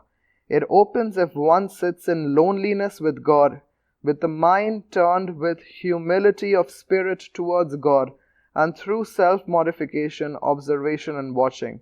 This is the key of ilham or inspiration and the fountainhead of kashf or secret knowledge. Many students who have been learning for a long time could not move more than what they had heard. There are many students who cut short their education and remain busy in actions and observations of the heart. God opens for them the niceties of wisdom, for which wisdom of the wise becomes perplexed. For this reason God said, if a man acts according to his learning, God gives him knowledge of things which are not known to him. It was also mentioned in one of the books of ancient ages, O children of Israel, don't say that knowledge is in heaven. Who will bring it down to earth? Don't say that knowledge is in the lowest abyss of earth. Who will dig it out? Don't say that knowledge is far beyond the ocean. Who will bring it after crossing the ocean? Know, O dear readers, that knowledge is in your heart. Take its lesson from those who have got knowledge of the soul or heart, and make one's character like that of the truthful, and then knowledge will spring forth in heart, so much so that it will immerse you therein. Sahal Tastari said, the learned men and the worshippers and the ascetics departed from the world with their hearts locked up. They cannot be opened except by the hearts of the truthful and the martyrs. When he recited his verse of God, to him are the keys of the unseen things, none knows them but he. 659. Had it not been for the fact that the light of the heart of one who has a heart with inner light determines the outward or esoteric knowledge, the prophet would not have said, quote, if they seek justice to you thrice, ask your heart. The prophet said that God said, a man continues to come close to me with optional divine services till I love him. When I love him, I become his ears with which he hears. So many of the subtle meanings of the mysteries of the Quran that appear in the hearts of those people who have devoted themselves to zikr and contemplation of God. It is not found in the commentaries, and it is also did not appear in the hearts of reputed commentators. It appears as a result of meditation of the devotee. When its meaning is presented to the commentators, they take it as good and realize that they are the news of pure soul and a gift of God arising out of sincere devotion and reflection. The condition of secret knowledge, the science of practical knowledge and religion, the subtleties of the flow of thoughts of the heart is similar. Each of these beneficial learnings is an ocean of which depth is beyond reach. Each disciple gets its clue in proportion to his ability and good deeds. Hazrat Ali said in the course of a long discourse about such men, hearts are like different vessels, and the best vessel is that which holds good things. Men are of three kinds: the divine learned men, the traveler to the path of salvation, and the ignorant people calling towards evil, who are swayed by every passing wind. Their hearts are not illuminated by the light of knowledge and stand not on firm foundation. Knowledge is better than wealth. It guards you and you guard wealth. Knowledge increases by expense while wealth decreases. Learning is knowledge by which religion is learnt and by which allegiance is obtained in your lifetime and which becomes a good thing to be remembered after your death. Knowledge is a judge and wealth seeks justice. Along with death, the benefits of wealth disappear, but the benefits of knowledge remain after you die. All the people are dead, but the learned are alive and will live long as time shall last. Then, taking a deep breath and pointing to his heart, Ali said, Alas, there is abundant knowledge, but I find none to carry it. I do not find any trusted seeker, but I find such men who seek the world with the weapon of religion and attribute it to the friends of God, the gifts of God, and give prevalence of God's proof over His creation, make subdued the seekers of truth, but on the first onslaught of opposition, doubt arises in their minds. They lose their insight owing to their skepticism and keep themselves busy in indulgences. They amass wealth and hoard it. O God, thus will knowledge perish when its people will die. The world will not be free of men who will establish religion secretly and openly, and in order that the proofs of God are not obliterated. They will be few in number, but they will be great in honor. They will be lost openly, but their pictures will reign in hearts. God will preserve His religion through these people. They will leave the religion for their successors, and will plant it in the hearts of the young. The real nature of knowledge will be disclosed with their help. They will get good news for the life of sure faith. They will make easy what the rich think is difficult, and they will make clear what the heedless think is obscure. They will keep company with the world with their bodies, but their souls will keep hanging in lofty places. They are the servants of God amongst His people. They are His trustees and deputies on earth. Then he wept and said, "How eager am I to meet one of them!" These are the attributes of the learned men of the next world, which can be gained by constant action and sincere efforts. Eighth sign. Another sign of learned men of the next world is that he is sincere and upright for making his faith firm and strong, as firm faith is the root of religion. The Prophet said, "Sure faith is belief in its entirety or perfect faith." So it is necessary to learn the learnings of faith, after which the path of the heart will be opened. For this reason the Prophet said, "Learn sure faith." In other words, keep company with those who have firm faith and hear from them the learnings of firm faith. Follow them always so that they take faith, that your faith may become firm as their faith became firm. A little firm faith is better than many actions. When two people, one whose faith was good but whose sins were more, and another whose actions were more and faith little, were mentioned to the Prophet, he said, "There is no man without sin. One whose intellect is short and faith sure cannot be injured by sin, because whenever he commits a sin, he repents and seeks forgiveness. Thus his sins are removed and his virtues remain intact, and he enters paradise." For this reason the Prophet said, "Among the things that you have been given, the least is firm faith and the determination for patience. Whoever is given a special share of these two has got faith, even if he misses prayer at night and fasting by day." Luqman advised his son, "O dear son, action is not possible except through firm faith in religion. A man cannot act except in proportion to his firm faith, and his actions do not decrease except when his sure faith decreases." Ihya ibn Muaz said, "Tawheed has got light and shirk has got fire. The light of Tawheed for the sins of the monotheist is more warm than the fire of the polytheist for his virtues." Here, light means firm faith. God referred to those who have sure faith several times in the Quran and pointed out that through their faith they will receive His blessings. The reply to the question, what is meant by yaqeen or sure faith, is as follows. The philosophers and the scholastic theologians say that its meaning is faith in objects beyond doubt. There are 4 states of a person when he is eager to know the truth of a thing. Firstly, when faith and falsehood are equal in the mind of a person, such a state is called doubt.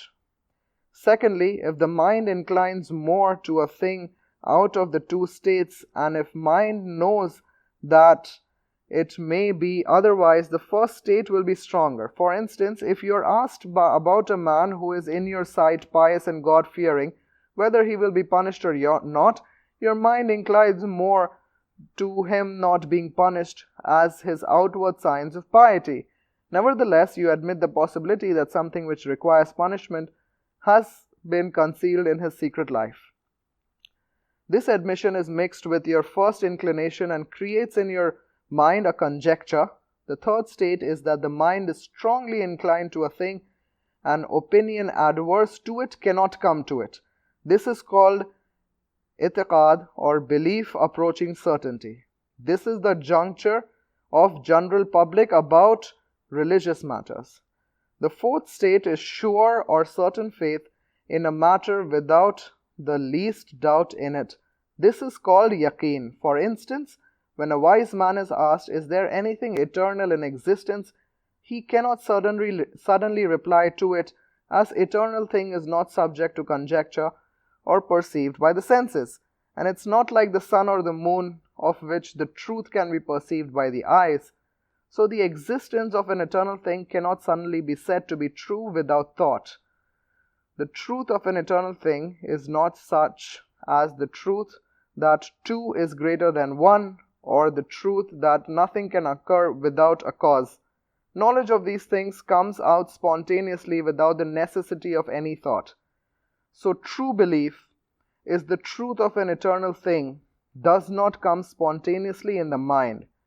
Those who have knowledge of an eternal thing tell the people of it, and the people believe it and stand to it. This is called itiqad or faith, and this is the state of all common people. But there are such men who establish the truth of an eternal matter by such proofs as follows. If there is no existence of an eternal thing, then all things are originated or created. If all things are created, they come without cause, or some of them come into existence without cause. This is impossible, and that which leads to impossibility itself is impossible.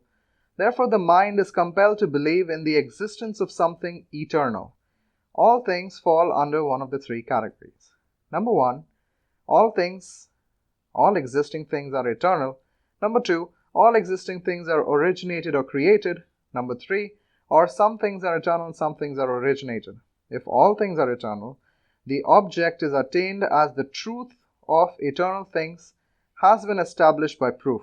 But if all things are created, it becomes impossible, as the existence of a thing becomes without a cause. In that case, either the first or the third position is established. The knowledge thus obtained through reasoning such as above, or through the mind instinctively as the impossibility of any created thing coming into existence without a cause, or through tradition as the knowledge that there is the existence of Makkah, or through experimentation such as our knowledge that cooked is purgative, or through some evidence as we have already stated is called yaqeen or certain faith. The ordinary meaning of yaqeen is belief without doubt. The second meaning of yaqeen is that of the jurists, the Sufis, and of the most learned men. It is not to look at a thing with a conjecture or a doubt. For instance, it is said that so-and-so has got weak faith about death, although there is no doubt in it. Another instance is that so-and-so had firm faith in earning wealth, although at times, when it comes, he cannot even earn his livelihood. Thus, whenever anything prevails over the mind and enjoins one to do or prohibits him not to do, is called yaqeen. All people firmly believe about death, and it is free from doubt. But there are men who turn their attention to it and do not much think about it, and there are men who engage all their thoughts towards preparation of death. Such men are called the men of strong faith. For this reason, someone has said, I have seen nothing so certain, and at the same time completely unheeded by people as death. According to this, faith may be described either with strength or with weakness. What I wish to impress is that the object of the learned men of the hereafter is to make his faith strong, certain and firm as it is the medicine of doubt, so that it becomes so strong that in his mind it can rule over him. Thus, it is clear from what has been described above that yaqeen has been described in the meanings as to strength and weakness, increase or decrease, clearness and vagueness. Jazakallah khair. Wassalamu alaikum wa rahmatullahi wa barakatuh.